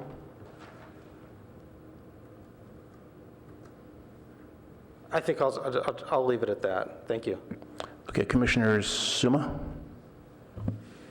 Thank you, and thank you for your presentation, and also to everybody who came tonight. So, at a very high level, I agree with a lot of comments that my colleagues have made, and I just, it would be perfect to have a fully multimodal road with very wide, safe bicycle and pedestrian. How to shoehorn all that in with what we have without losing vehicular capacity or taking some, in the transit queue jump, taking some land. How to fit it all in at a time when we're going to have increased, we're going to increase the needs for El Camino, especially when we think about all the construction along El Camino and taking of a lane for construction, which is typically what happens with these projects, because they cannot contain their construction vehicles and needs on site. And we have concentrated a lot of the growth in this same area, interestingly enough. And I think someone else mentioned it, but we may have Alma closed for a couple of years at least, which means all the construction traffic through the city will come on El Camino. So I see a lot of constraints, and I'm not sure how to get what we want out of this street without a lot of trade-offs. I am concerned that this piecemeal approach, just one little, not quite a mile corridor with all this new stuff on it, I don't see how it's really addressing the problem throughout the city, much less the region, and I don't see really what we're getting from it. I'm terrified for bicyclists, and I'm glad that we have some fierce enough to ride on El Camino, but I have always thought the approach of parallel bike routes on safer streets was a better one. I'm wondering, I think of red light, I live really close to El Camino, and I walk a lot, I don't bike a lot, but the speed at which people are driving and the red light violations have become alarming to me in the last year. Like, I see someone run a red light at either California or Cambridge every single day, whether I'm walking or in my car waiting to turn left. And I've seen giant double haulers do it. I've seen articulated buses do it. I've seen regular cars do it. I've seen motorcycles do it. I have not seen bikes do it. And I worry that some of those problems of safety would be best addressed through police enforcement. And I think that's a real immediate need for that stretch of El Camino as I know it. And I'm worried that, I don't know if you've taken into consideration that on the north half of this project, on both sides of the street, there are neighborhoods that have RPP restrictions, so there's already a huge need for all that parking along El Camino. I don't experience it as being as empty as some of your studies shown, so I'm not sure how often you got to go out and do those stall counts. And I don't know if all of the merchants along El Camino would be represented in the, I don't know how many of them you talk to outside of the Cal Ave merchants group. And I think that you would find that a lot of them really depend on on those parking stalls. I also note that we have a lot of tour buses parking on El Camino, taking up those spots. So there's a lot of moving parts on El Camino. I'm not sure at a high level how to shoehorn it in. I worry about some of the data that we don't seem to have. I worry about spending a lot of time and money on a little short segment that isn't going to make the kind of improvements that bicyclists really need. So those are kind of some of my high-level fears.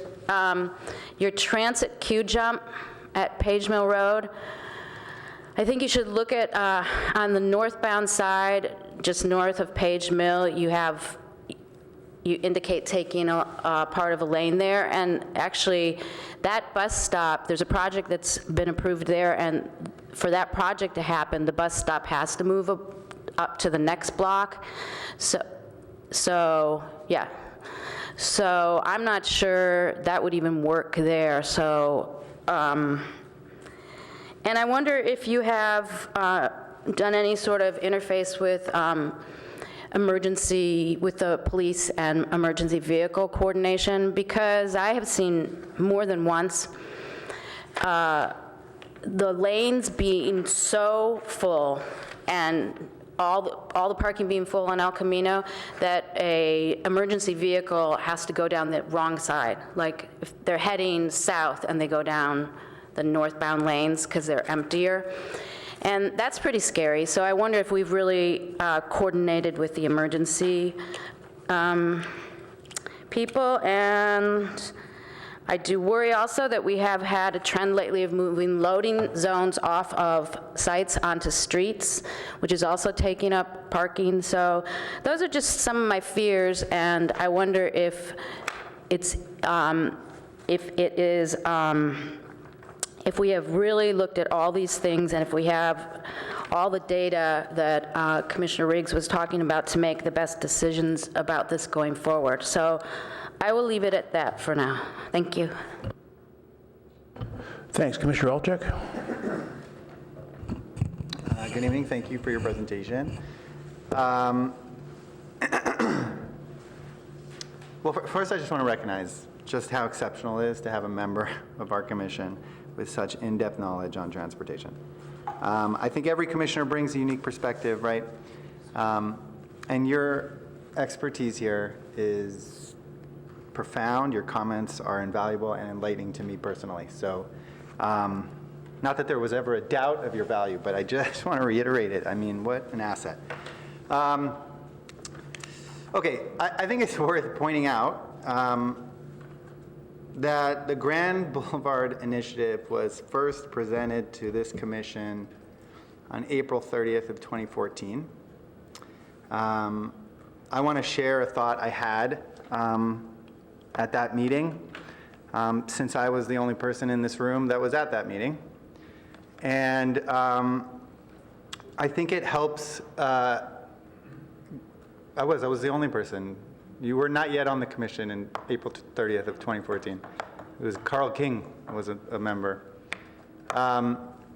Anyways, I think this sort of sets a little bit of the context here that I think we're missing, which is that the vision of the Grand Boulevard was not that residents from all over the four corners of Palo Alto would get in their cars and drive to El Camino, park, and walk up and down the sidewalks of the boulevard all day.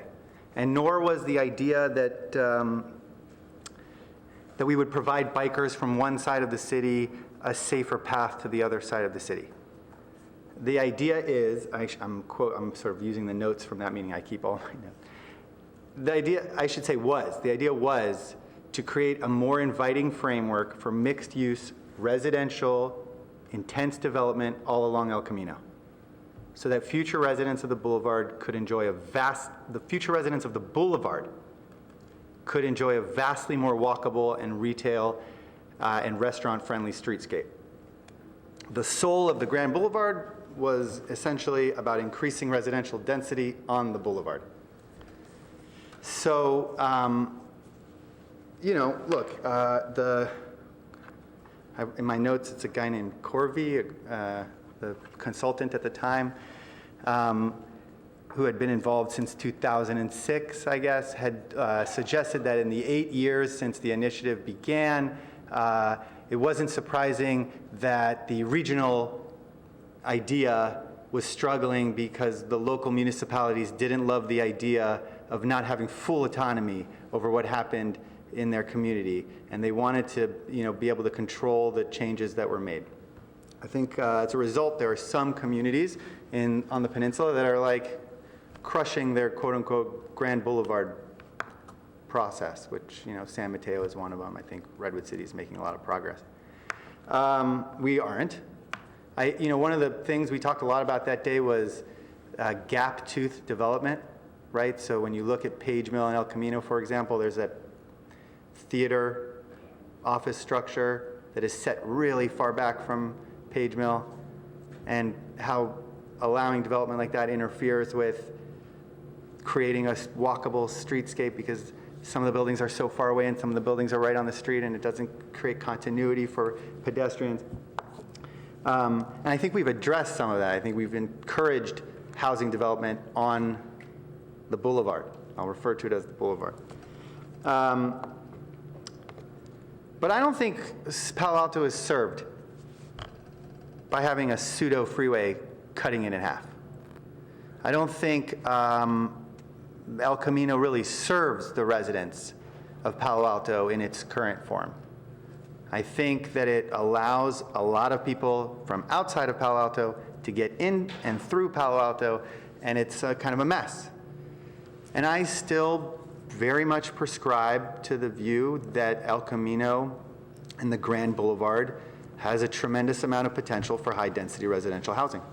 I think it's exactly where we should be focusing our intense support for residential housing development. I think that this picture is so pretty compared to what it looks like today. The notion that you could have, let's say, a 5-story condominium complex right here overlooking what's there today is an unappealing sort of residential space. The idea that we would, look, what are the consequences of this option, or these options? Yeah, it's going to reduce throughput. It's going to make it more difficult for people to park on the street. I think one of the things that we didn't really touch upon, or I don't think we on the radar today is some of the changed circumstances, right? So Palo Alto's El Camino Real, our boulevard has actually experienced an increase in residential density in the form of mobile RVs. I don't think we really talked about that. What does eliminating parking on our stretch of El Camino do for those residents, if they can be called residents? That's got to be a component of this, but I think, don't get me wrong. I am a big fan of the experts and the data. But I don't need any transportation data to inform the notion that if we slow down this street, we will make it more appealing for residential density and for walkability, for restaurants and retail. And I think that has to be our goal.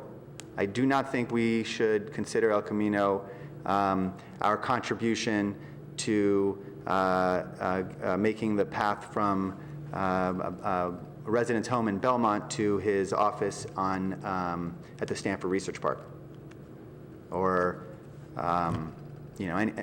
something on that vein. I think we need to think about how Palo Alto can serve our goals for housing more of our ABAG allotment. And I think when we think about how to create housing, I think we have to think about how to create the sort of feel that we want. So it's very hard for me to sort of sit and look at option 1 and 2 and suggest that I prefer I think the rubric I would use is, does this play into the larger Grand Boulevard Initiative framework? So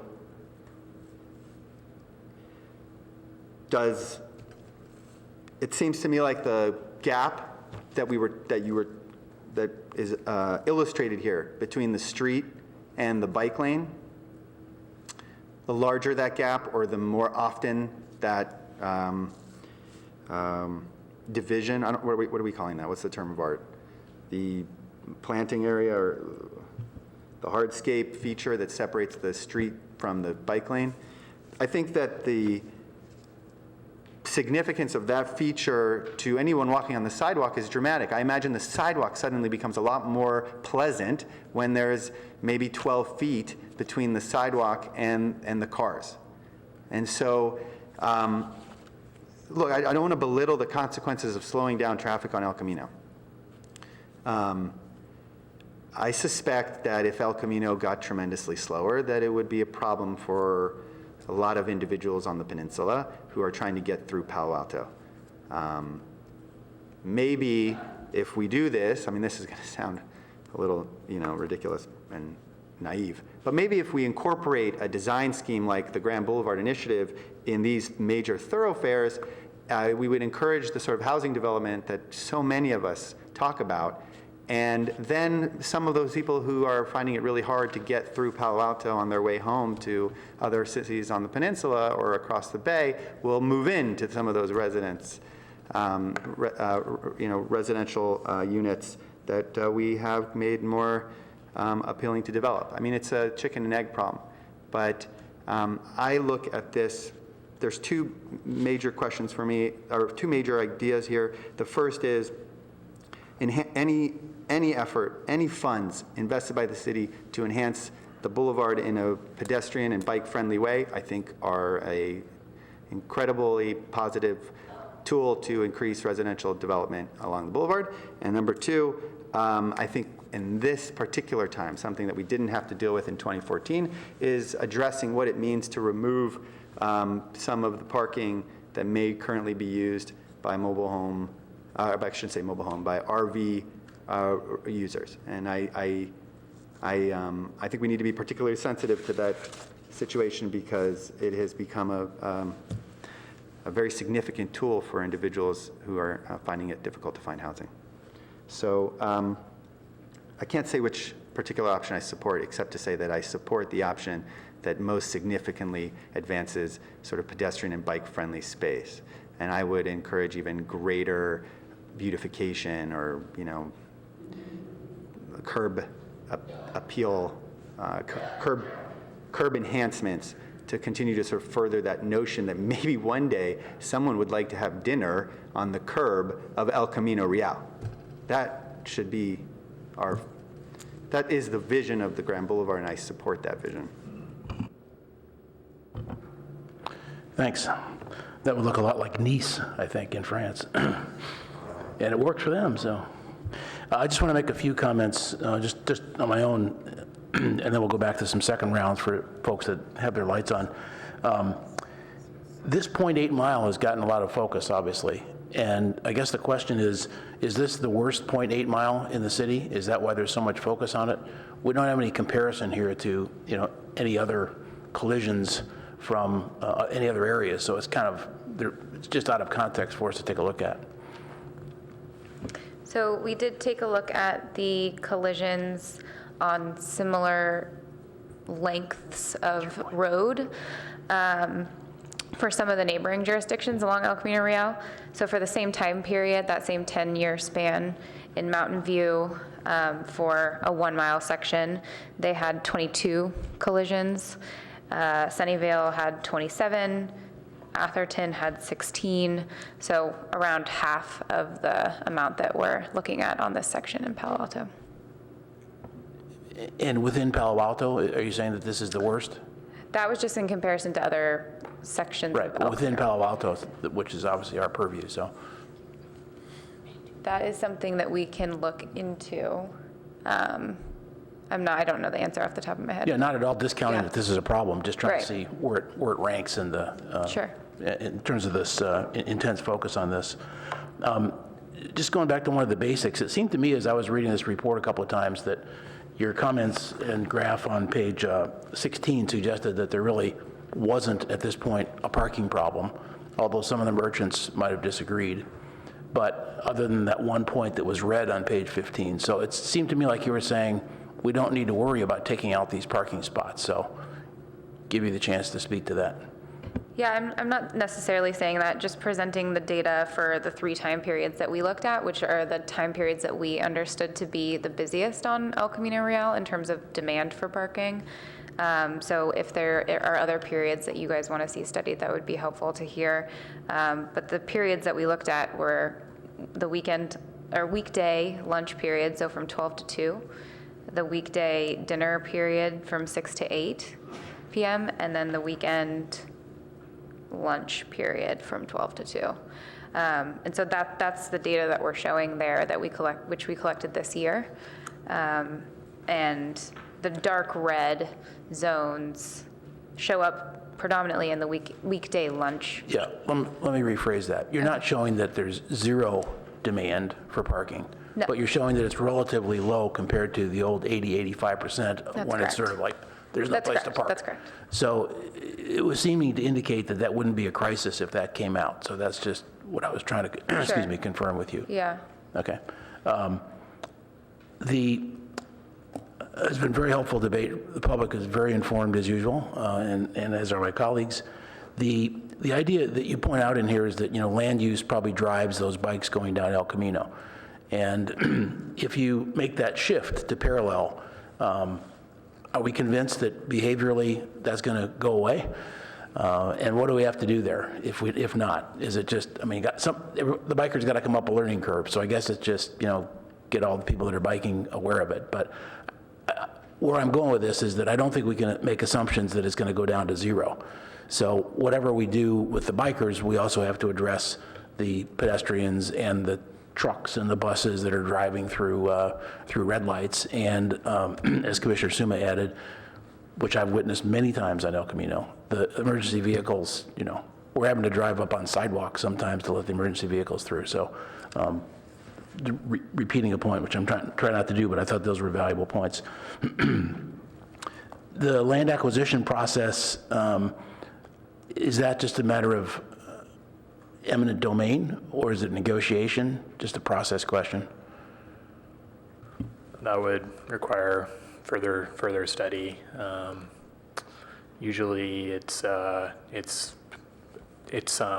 Albert can probably correct me, but I don't want to go too into this because we're really not at that stage. Yeah.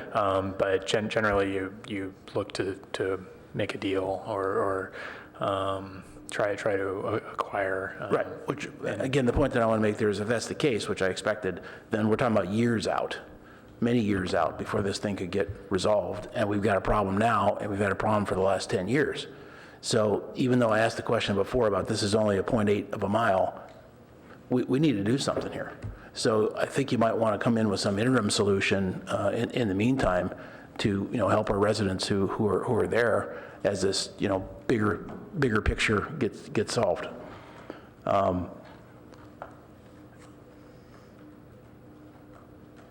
One other just process point that I want to make is it seems like you've had about 10 meetings with the public, and I wasn't aware of any of them. I don't think any of our commission was. So, we'd like to have, be able to help you sooner than when it comes to us as a body, and listening directly to some of the on-the-street interviews would be quite helpful.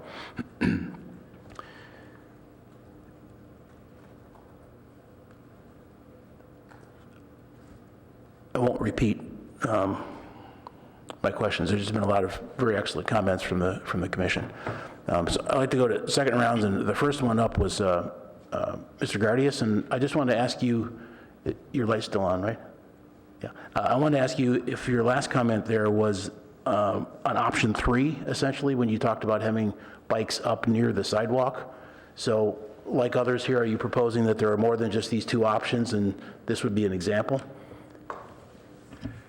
So, I'm sorry, just before we, I'm also just noting the time and understanding where we are in the stage of this process. I think we have received a lot of feedback from the commission, so to the extent that we're doing another round, maybe it can be focused on a couple of key outstanding issues. I don't expect 7 speakers, but there were a couple lights on that I wanted to cover. Thank you.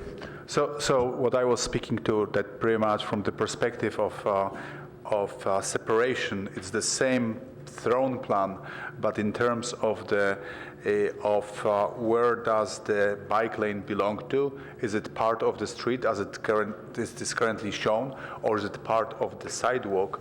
Pretty much is elevated, and then there's a different either landscaping or hardscaping that pretty much separates the combination of the sidewalk plus bike lane from the street, as opposed to pretty much separating the sidewalk only from the bike lane that's separating that bike lane from the street, which those are totally 2 different concepts. I'm sure that you guys can look at European cities, how it has been resolved. It has been resolved in dozens of cases, so take a look, but it looks and feels completely different. There is also important thing that of course you may have brave bike riders that will be using both options, but in terms of luring more bicyclists, you have a much larger population, including children, maybe, more women participation riding on those bike lanes which are part of the sidewalk, as opposed to those that are part of the street itself.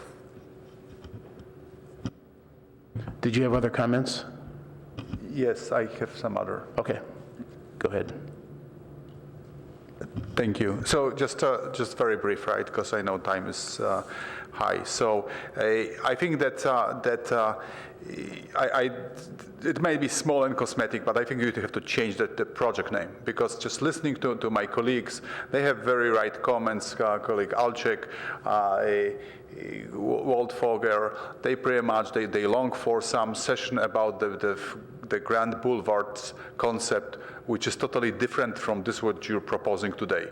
And then you have some other commissioner that was confused with this what you propose. Change the title. It's a small effort, but pretty much, we don't want to have any misnomers here, right? You're not just proposing any Grand Boulevard. For me, Grand Boulevard is a space. For some others, it may be street. For me, it's a space between the facades of the buildings on the opposite sides. That's how I thought about the streets for the last 45 years. So there's a significant difference, right? And you will not be confusing people with this. There is also, from perspective of the project, others spoke about this, but I want to emphasize this, right? I'm not really sure if that is, I know the basis for this project, but I'm not really sure if this is in terms of just of this, what comes to this commission, if this is the right approach. There should be some other approach in terms of really first thinking about El Camino as the whole, and then we would this should be one of the offshoots of the larger thinking. Otherwise, pretty much you're just coming to us with a piecemeal, and then pretty much people don't know where to put it in the whole. And that's so. I would I know that we were granted that we were ensured about some grants, but this should not be a sole trigger of a project. It should be pretty much in tandem with some larger strategy about the space. And then last item is pretty much I thought that you came to us with the most important question, which I thought by looking at these plans, it was, shall we have the bike lane along El Camino, or maybe we should not have it? That's how I read it. Maybe you had some other question, but when I'm looking at those two options, I think this is the key. And then I cannot give you the answer. If you're going to return to us with some other research, I would like to just simply have pretty much pros and cons. You heard the comments from my colleagues, and based on those comments, you may just define a table that will list the pros and cons, and then pretty much we will make the decision. Me as well as the others, right? We cannot give you a straight answer because I'm indifferent. You can convince me very easily if there should be a bike lane or there should be a parking lane along El Camino. I think I see benefits for both. I don't think that one is superior over the other. But I see that there is number of the issues with each concept because there is an impact on variety of items. So if you construct the table, it's going to be clear for us. We can just compare the number or the weight of each one of those, and then we can make the decision. Thank you. Thank you. Commissioner Riggs?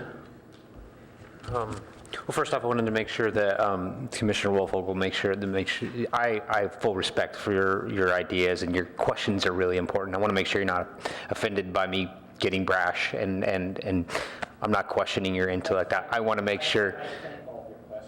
Yeah, I know. I appreciate that, and I'll send you some papers. I definitely will do that because this is something that's really close to me right now. So I just want to make sure I offer that sign of respect to you as a peer and a professional. I have some really detailed, quick comments. First off, I know that I really thank you for the edification. Well, I was trying to figure out, outgoing vice chairman, how to put it, and really thanks for that edification. I think my detailed comments were actually more about experimenting with the intersection design. I think there's the exploration on different options, particularly the intersection design really has a lot of options as well, which is why I mentioned the different phasing options as well as the scramble option or things like that.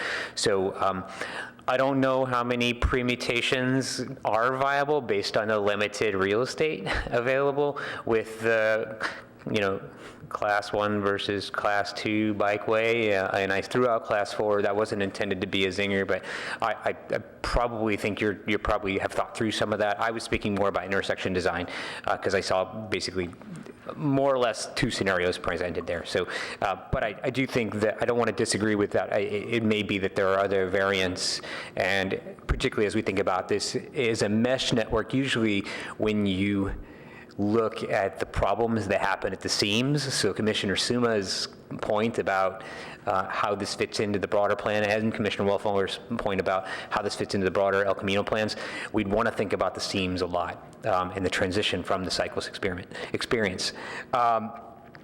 So that said, I wanted to, I like the idea that Commissioner Gardias was bringing up. I would just suggest that before you spend a bunch of time on that, I'm not sure that it's consistent with the highway capacity design manual. So because of its adjacency to the pedestrian thoroughfare, I'm pretty sure that a class 1 bikeway is limited when it's adjacent.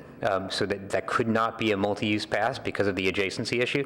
But I have a very literal read on that. So it's like section 1000, I think, in the highway capacity design manual. So you might just want to check that before you spend time thinking about whether or not that's viable. And then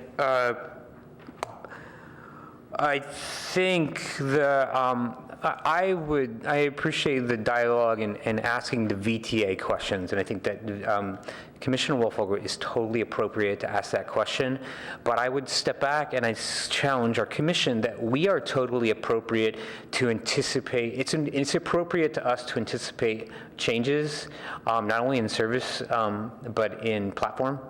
And I think the VTA will be reticent to keep up with changing platforms and changing styles as we see more mobility of a service platform become more prevalent. And so I think we will want to anticipate changing service styles along that, even if VTA is not planning for that right now. I mean, I don't think they're ready to come out and say that they're going to be using autonomous micro transit in 10 years, but we very well might be looking at privatized autonomous micro shuttles in 10 years. So I think that we would be as a commission to start thinking like that, because that's the only way we're going to evolve policy faster and fast enough to really respond to new mobility, and we heard a little bit of that earlier. So I would just maybe, I think that's appropriate to ask that question, but I think that's kind of our job, is to think beyond what we're getting for VTA. So those are my points. Okay, thanks. Did you have that? No. Commissioner Wolfogle? Whoops. So first, I want to thank Commissioner Alcheck for his notes on the Grand Boulevard. That was very helpful.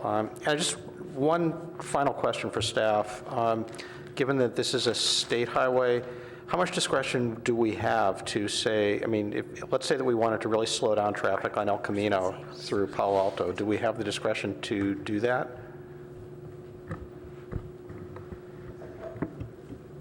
Any changes to El Camino Real do require approval from Caltrans. So if we envisioned it, I mean, suppose that we went full on and envisioned the Grand Boulevard as a residential mixed use that, had organically slower traffic movement, is that something that we could persuade VTA was a good idea?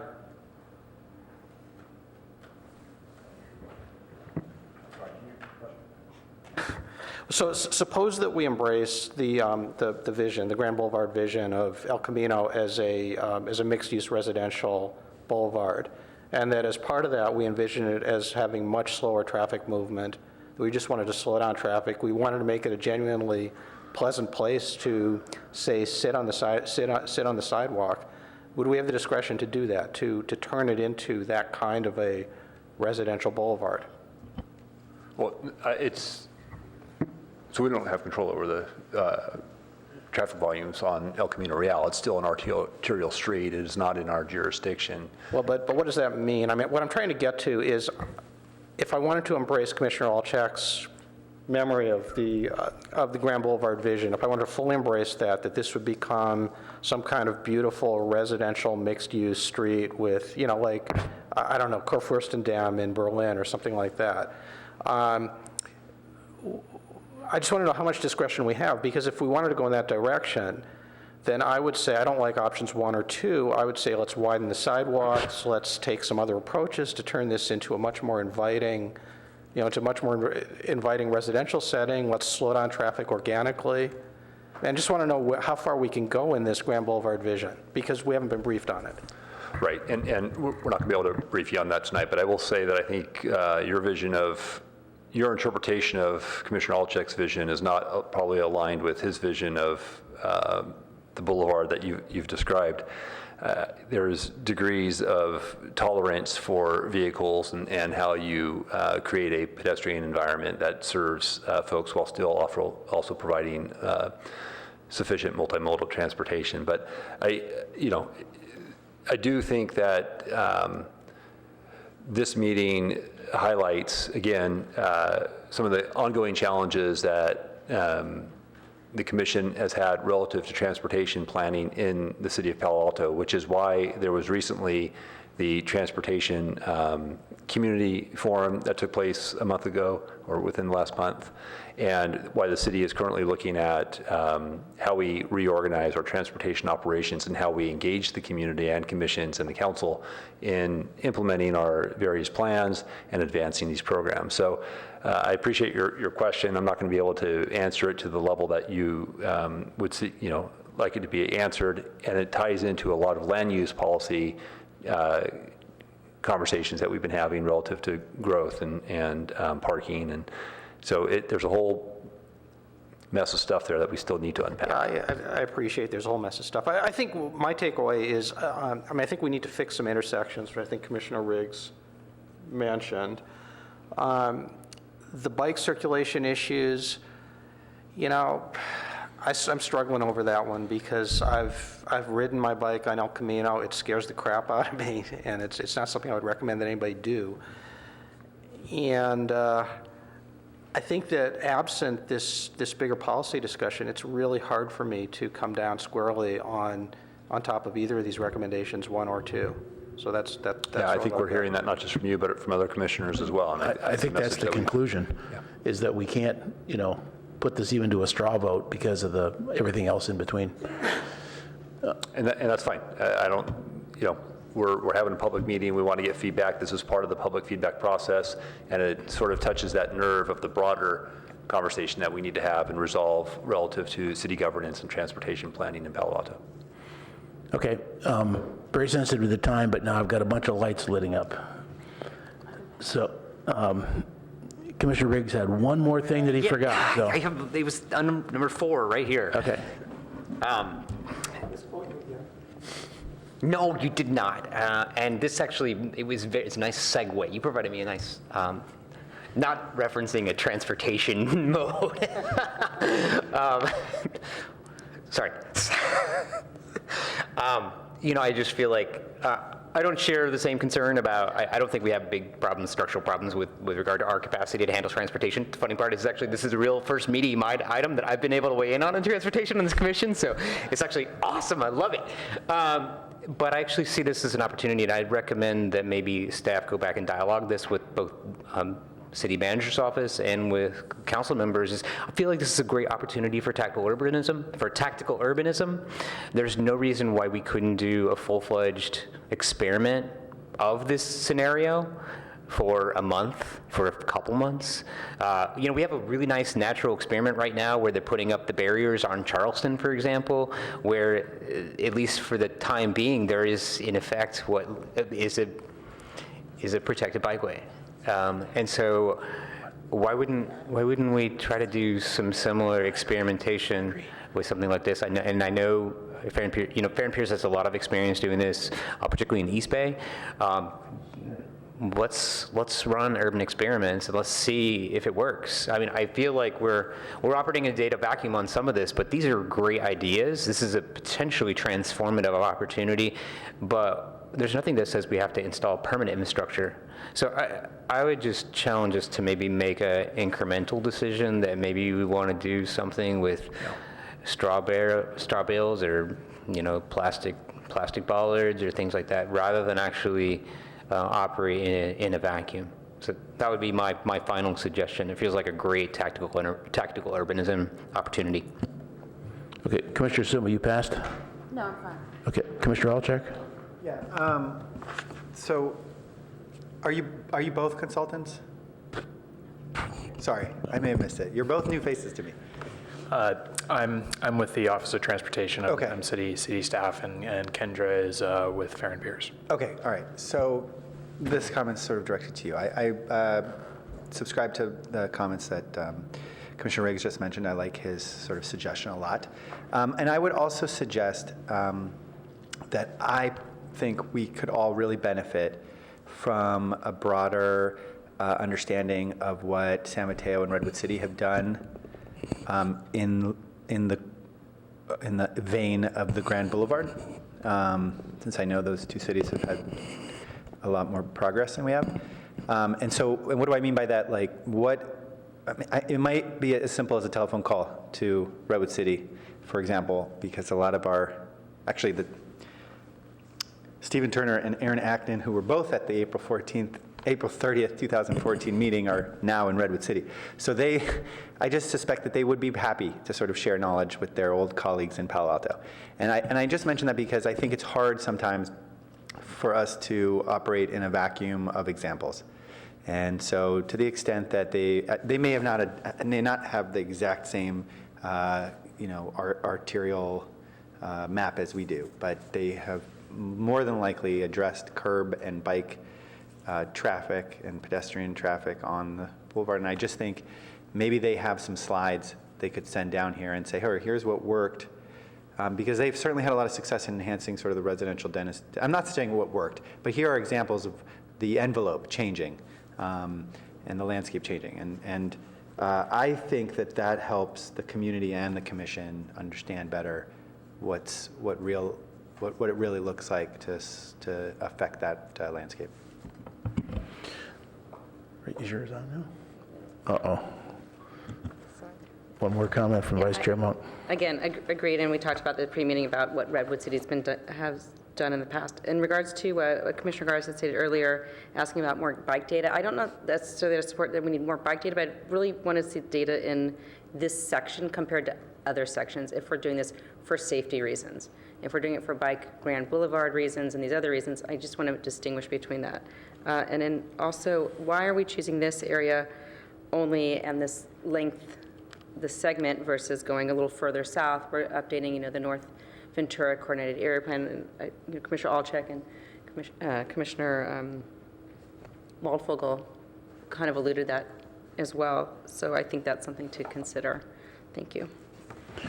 Oh, and lastly, also to prioritize the other streets as alternates for the north-south bicycle transport. Thanks. Okay, thanks to the presenters, and thank especially to the public for sharing your views on which alternative or pluses or minuses. Thanks. Let's take about a 6-minute break while the other next agenda comes up. 5 sounded too traditional.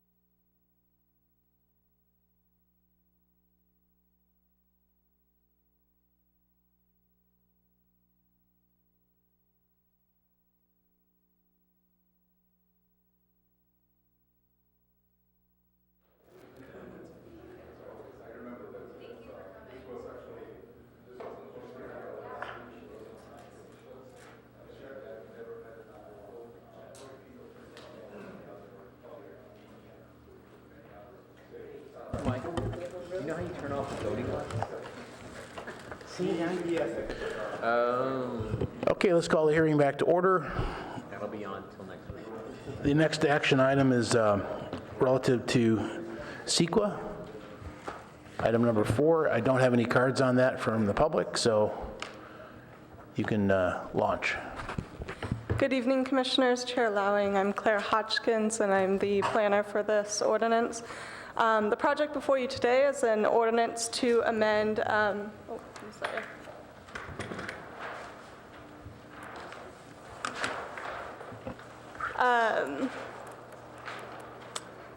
it's an ordinance to amend Chapter 1831, SEQRA review of the Palo Alto Municipal Code. And there were 6 mitigation measures that were identified in the Comprehensive Plan Environmental Impact Report that required the city to amend its local CEQA guidelines to include additional requirements for certain types of development projects. So these measures are required to reduce impacts citywide on air quality and aesthetics. The proposed language in the ordinance mirrors the exact requirements outlined in the adopted mitigation measures identified in the Comprehensive Plan EIR, and the city is required by law to implement these mitigation measures. The ordinance also includes 3 additional best management practices. Staff proposes to codify these best management practices to ensure that they're implemented as applicable on ministerial projects or other development that may otherwise be exempt from CEQA. And staff recommends that the Planning and Transportation Commission recommend approval of the proposed ordinance amending Palo Alto Municipal Code, Chapter 1831, to the City Council, including approval of the relevant standards and the list of standard requirements for development projects that's included in your packet. And I'll leave it at that and let you ask any questions. Okay, questions from commissioners on any part? Put on your light. Commissioner Monk. Thank you for that. Thank you for that brief report, Claire. Just a general question: how many current projects are compliant with BAAQ, BACPD, BAAQMD, whatever it's called, and what effect would this have on any new development?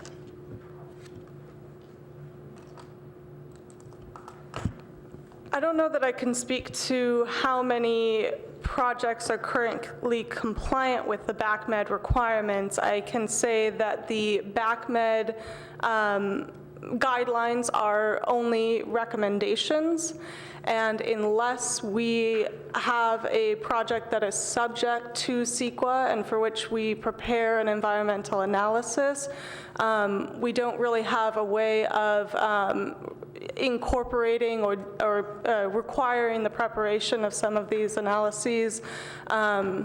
We can, include some of them as conditions of approval, but most of these are, analysis in advance to analyze the project to determine, for example, if it's, its impacts on air emissions or whatever citywide. Sorry, what was your second question again? What impact would it have, if any, on new development? So new development would be subject as applicable. So it kind of outlines in the ordinance, some of these are applicable to all new development. Some of them are applicable to only certain types of development. But it would be something that is, as stated in the ordinance, applicable to all new development projects that meet those specific requirements, which is something that was, again, outlined in as a requirement for implementation of our comprehensive plan. Okay, and then I also thank you for clarifying.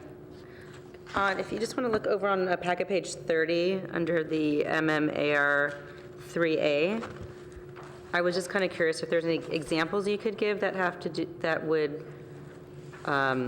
rise to this 100 or more diesel truck trips per day.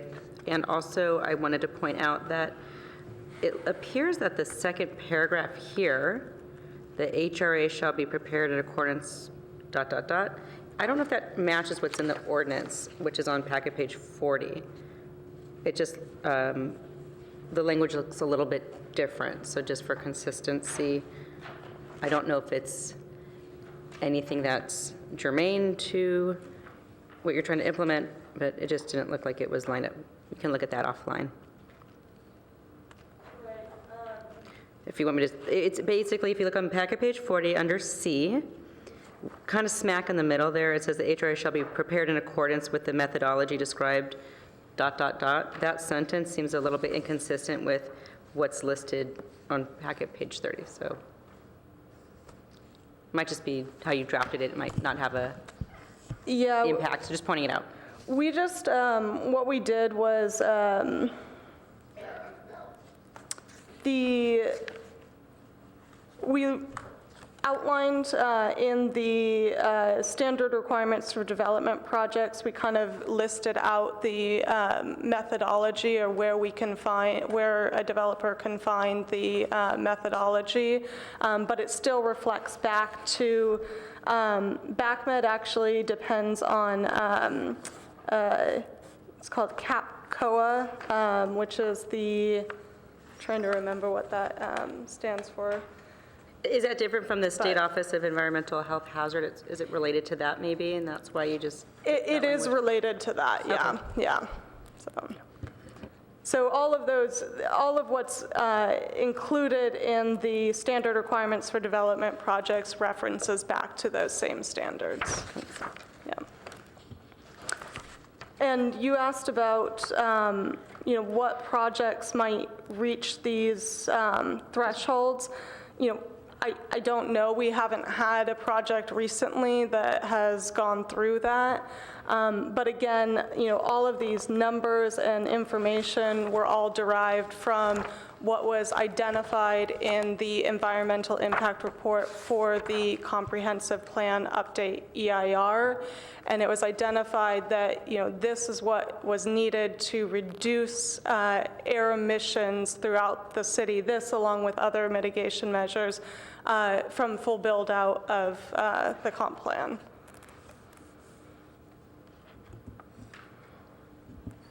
Thanks, and I know that you're also drafting this, or codifying rather, these, I don't know what to call it, but these regulations that, I don't know what you're referring to, but you're codifying it, and a lot of that is to also help with SB 35. So I don't know if other commissioners are going to ask about that, but if you wanted to explain that to the commission, they might want to hear how this addresses that potential impact. Yeah, I mean, just the additional 3 requirements we've added, we just felt like it was a good opportunity as we were updating this chapter to incorporate these 3 additional measures, because there's something that we require for a lot of different projects. But as more projects move forward and with new SB 35 regulations, there may be projects that move forward that might not be subject to CEQA or maybe ministerial in nature, that we would still want to capture and require these standard requirements for. Thank you very much. Commissioner Walfogel. Thanks. I also appreciate the brief presentation. Just a couple quick questions.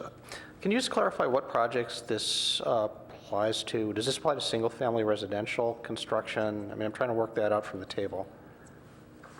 So the table just identifies the mitigation measures. The actual language in the ordinance, it depends on the measure. In some cases, it applies to all developments. For example, the EIR mitigation measure for MM Air 2A was something that required all development projects. So it's basically just standard things to reduce dust emissions, such as watering a site or sweeping at the end of the day and making sure dust is not in the street at the end of the day. So that is something that would be required for all development projects, including single-family residences. However, there are, if you go into each section, for example, as Commissioner Monk pointed out, Air 3 only is a requirement for a very specific subset of projects that meet very specific requirements. And it's... No, that's great. So just as a follow-on to that, so who's responsible for enforcing?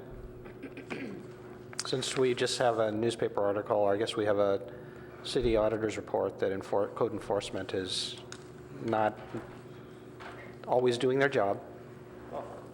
Yeah, I think there's a lot to unpack in that audit, and certainly there's more work that we need to do, but I don't know that it can be summarized in a brief sentence like that. But in any event, when we're looking at these, we have, there's a couple of things that we need to do. One is we work with our consultants to develop these standards, and we are, it's through our inspection process and also through the planning inspection that we implement and enforce these. I do think that there's some additional enhancements that we can make that might come out as part of the audit to ensure ongoing monitoring. Okay, so but the point is there's an intent to enforce if we... Yes. Okay, that's really what I wanted to understand. Two more questions and then I'll be done. Do we need to consider the costs to implement? Is that something that needs to be part of our scope? No, I don't believe so. No legal requirement for that? No. Okay, great. If there's no requirement, we won't go there. Final question. Would it may be a different ordinance to look at, but construction noise standards, do they potentially fit somehow into this umbrella? Because just as a for instance, our construction noise ordinance allows 10 hours a day of emission of a noise level that OSHA only allows 15 minutes a day of unprotected exposure to. So there's kind of a gap between what we allow, 120 dB that we allow at the lot line versus OSHA standards. So would that be, it's probably not tonight's scope, but is that something we could come to under this rubric?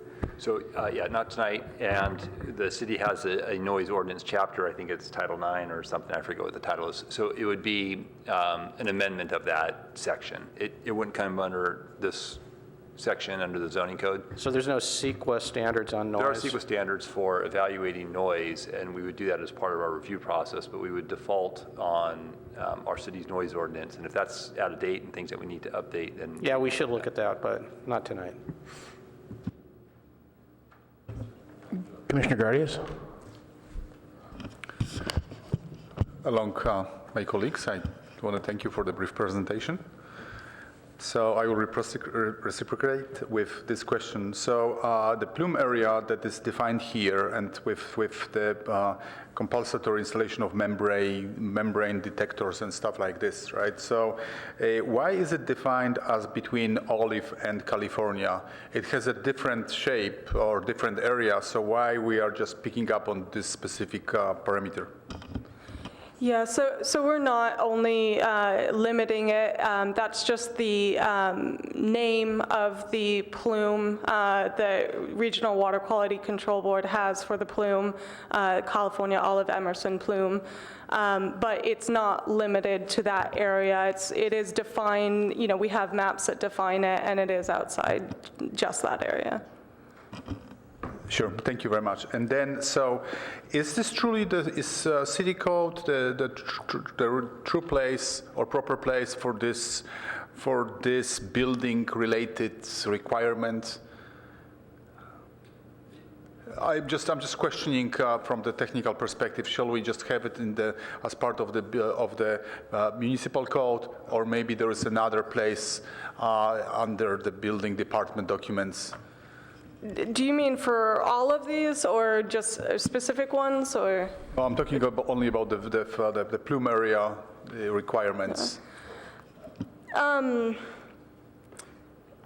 I'm sure it certainly could fit under other sections, but we felt like this was a good opportunity when talking about CEQA, because these are things that we require a lot of times in CEQA documents.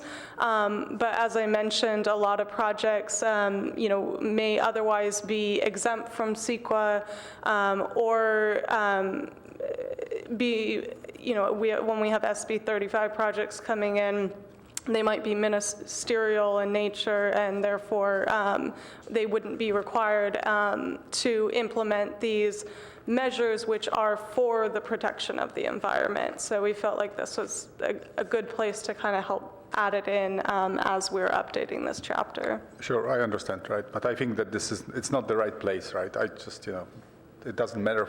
I'm not hard on this, but, from perspective of just clean documentation allocation. And then the last question is pretty much, those are specific, and then again about the plume area, those are specific, really tough requirements, ventilation, sensors, right? Where does this come from? The reason that I'm just asking about this, because it's going to increase cost, and this is a very attractive area. So pretty much it's going to add substantially to the cost, to the area that is probably will be subject of the near future development. So we're pretty much just asking these developers to add additional costs, which will be passed on the inhabitants. Why do we have these specific requirements, which are really tough the way that I see them? Yeah.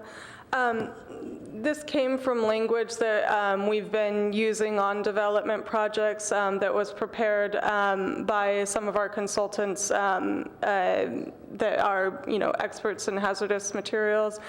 But we can, reassess that and just make sure that it actually is accurate. I tried to add some language in there that gave some flexibility, if they could show that they were below screening levels, or if they can show that they have an alternate design that was appropriate, that it would give some flexibility for alternative options for a developer. Just a question that is there a universe of projects that may not require, if they're not excavating, for instance? I mean, could we consider a group of projects that wouldn't have to implement this? Yeah, sorry if I may add to this, sorry for interrupting, but for example, if there is a underground, because we're talking, the containment is in the soil, so pretty much, if there is a underground parking, maybe, parking or garage, right, it doesn't have to be, in my perception, subject of these rules. And then if there is an above ground, apartments or residential part, right? If they prove to you that pretty much there is no hazard post occupancy, maybe they could be exempt from this requirement.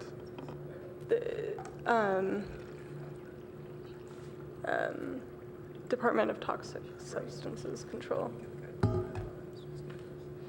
Yeah, we can look into this further. It's partially regulated by the Department of Toxic Substance Control, but it really is a variety of projects. If you're doing basements, and you absolutely need to ensure that the actual excavated garage is, if you're in that garage, that it's properly ventilated. But it can also affect, if volatile organic compounds rise up through the soil. So if you have an enclosed space that's placed above it, then that can also be impacted. Yeah, we can thank you, yes, thank you. Yeah, we'll take a look at that on the way to council to see if we can fine tune that a little bit. Commissioner Suma?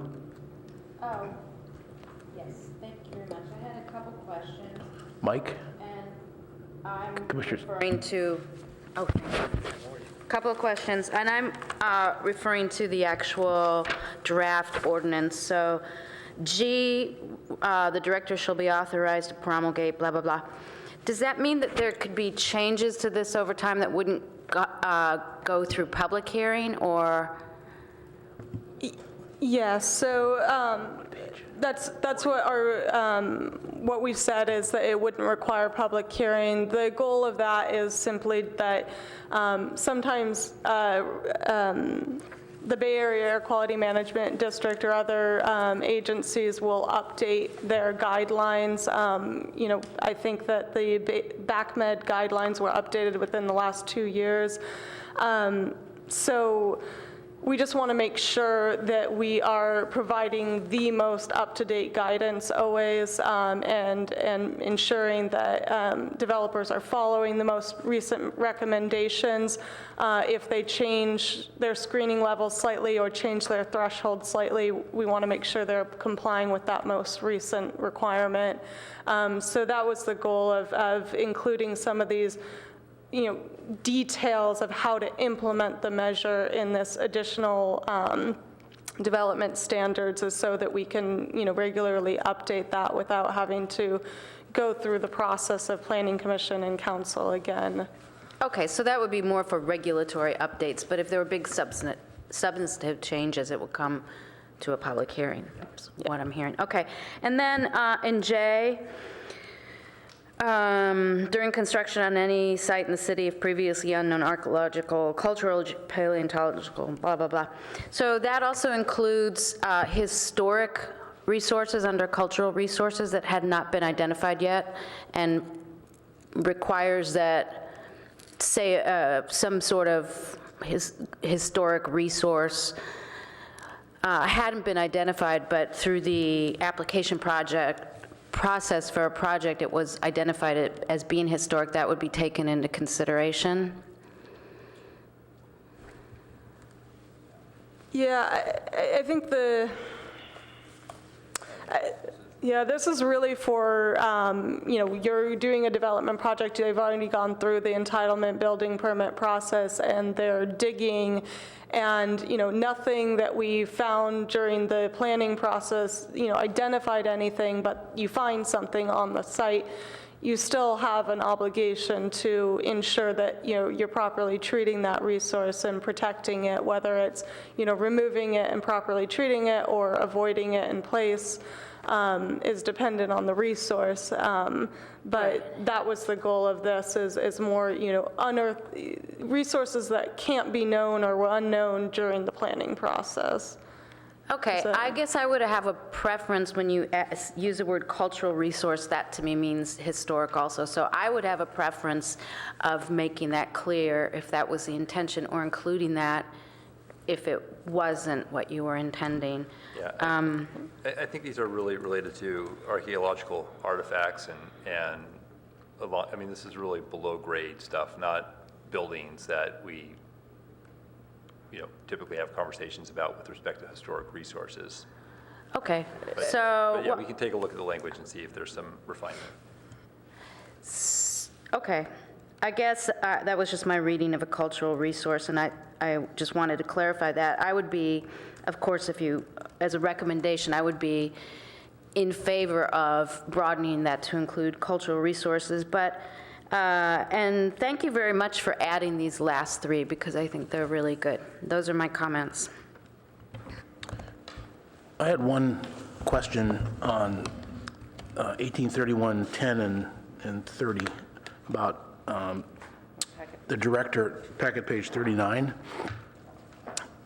So the director or other decision maker has the authority to make these decisions, except if it's a statement of overriding conditions, right? And then it goes to council. Okay, so I understand that they're making a distinction there. On 1831-030, it says any person can appeal to city council. That means one person, right? So is there any consideration given to, I mean, there's a lot of statistical corner cases in environmental stuff. And it seems like it could be capricious or arbitrary for just somebody to kind of hold up a project.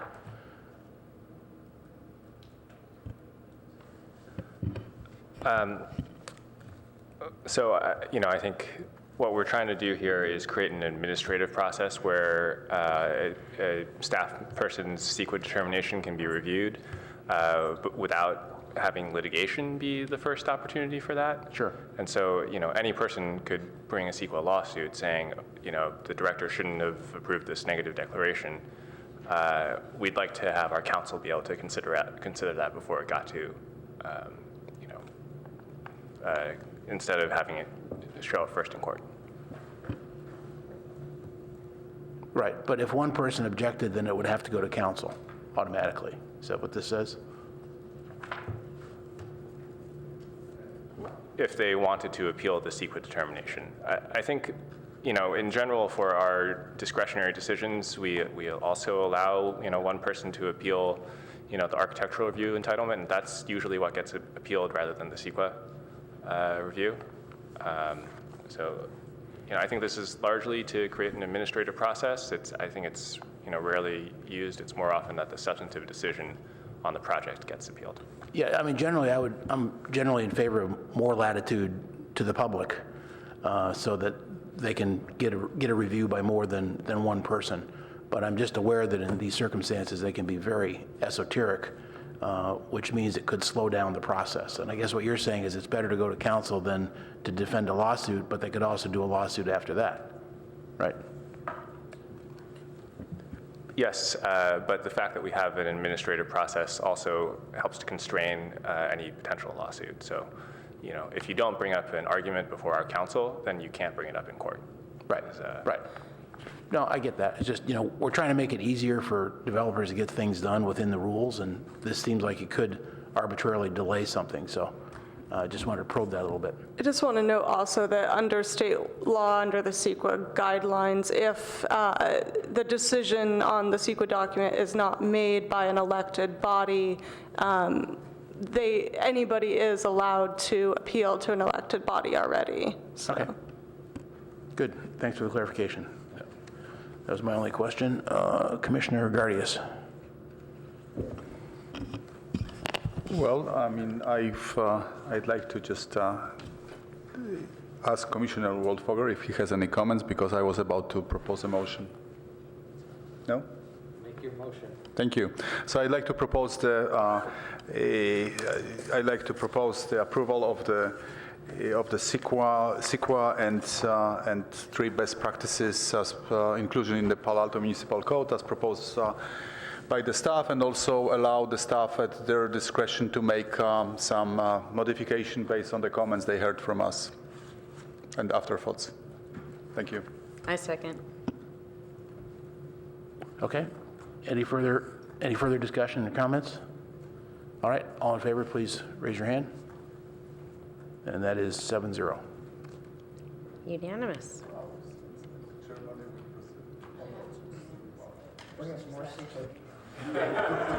Let's eat cake. We'll just have Commissioner Gardias make all the motions if they're going to be 7-0. That's good. Okay, that concludes that item, and then we have 2 sets of minutes to approve. First of all, the September 26th minutes. And again, if anyone was absent, please abstain. So all in favor of those minutes? 1, 2, 3. So it's 6-1, I think, right? Okay.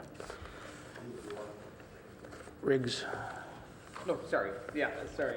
I lost focus. Over here.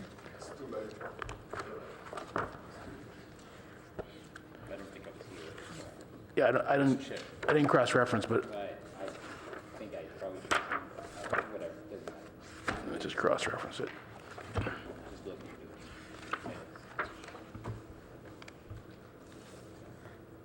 the October 10th, where's that?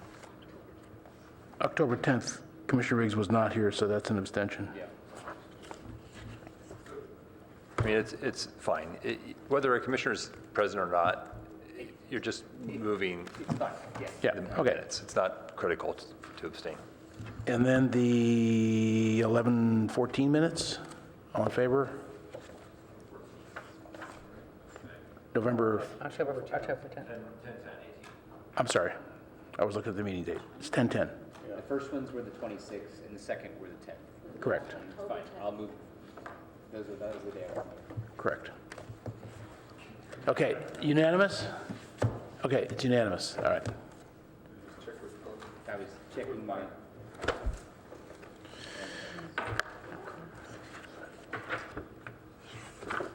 Okay, so then, I don't think there are any current committees, so we don't need committee items.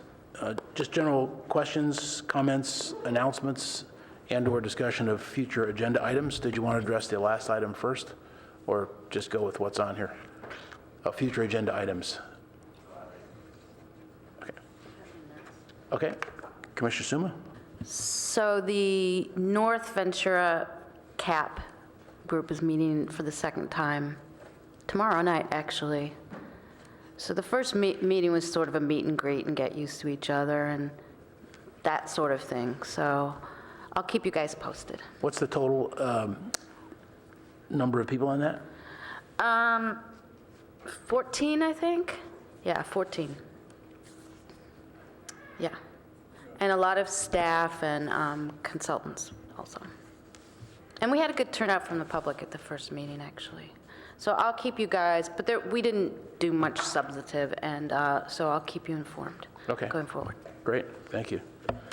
Any other comments, announcements? My light's on. It is? Oh, Commissioner Monk.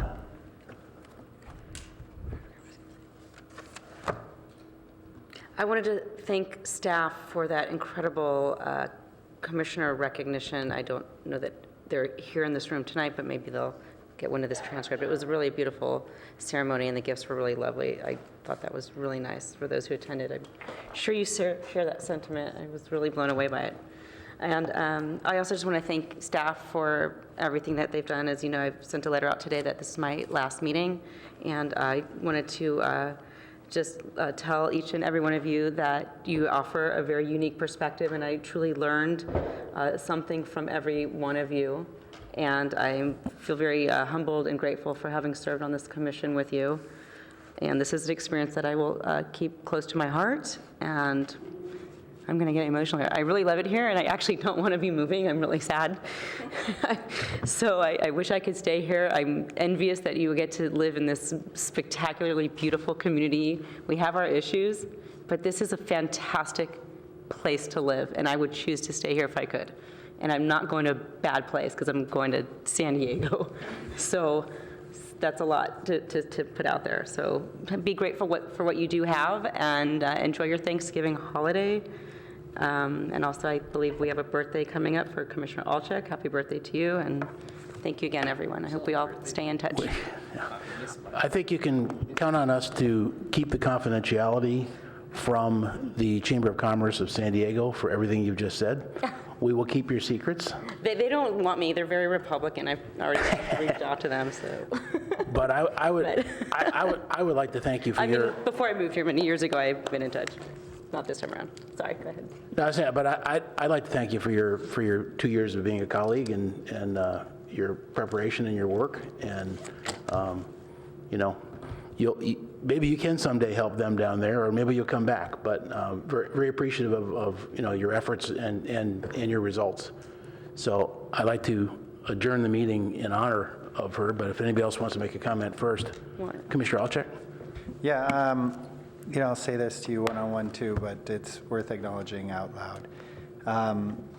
I can't imagine working on this commission the last couple of years without you. You've been a very strong ally on so many important issues, and you're going to be really missed. And if you need any letters of recommendation for your application, I will. to the Planning Commission in San Diego, I'm sure they would benefit from your involvement down there. But really, thank you. Okay, in honor of Vice Chair Commissioner Monk, we stand adjourned. Thank you. Thanks. You got to do the gavel on that. Oh, thank you. He deserves the gavel. Oh, yeah. You got an epic gavel. Thank you for the recommendation, Commissioner Riggs.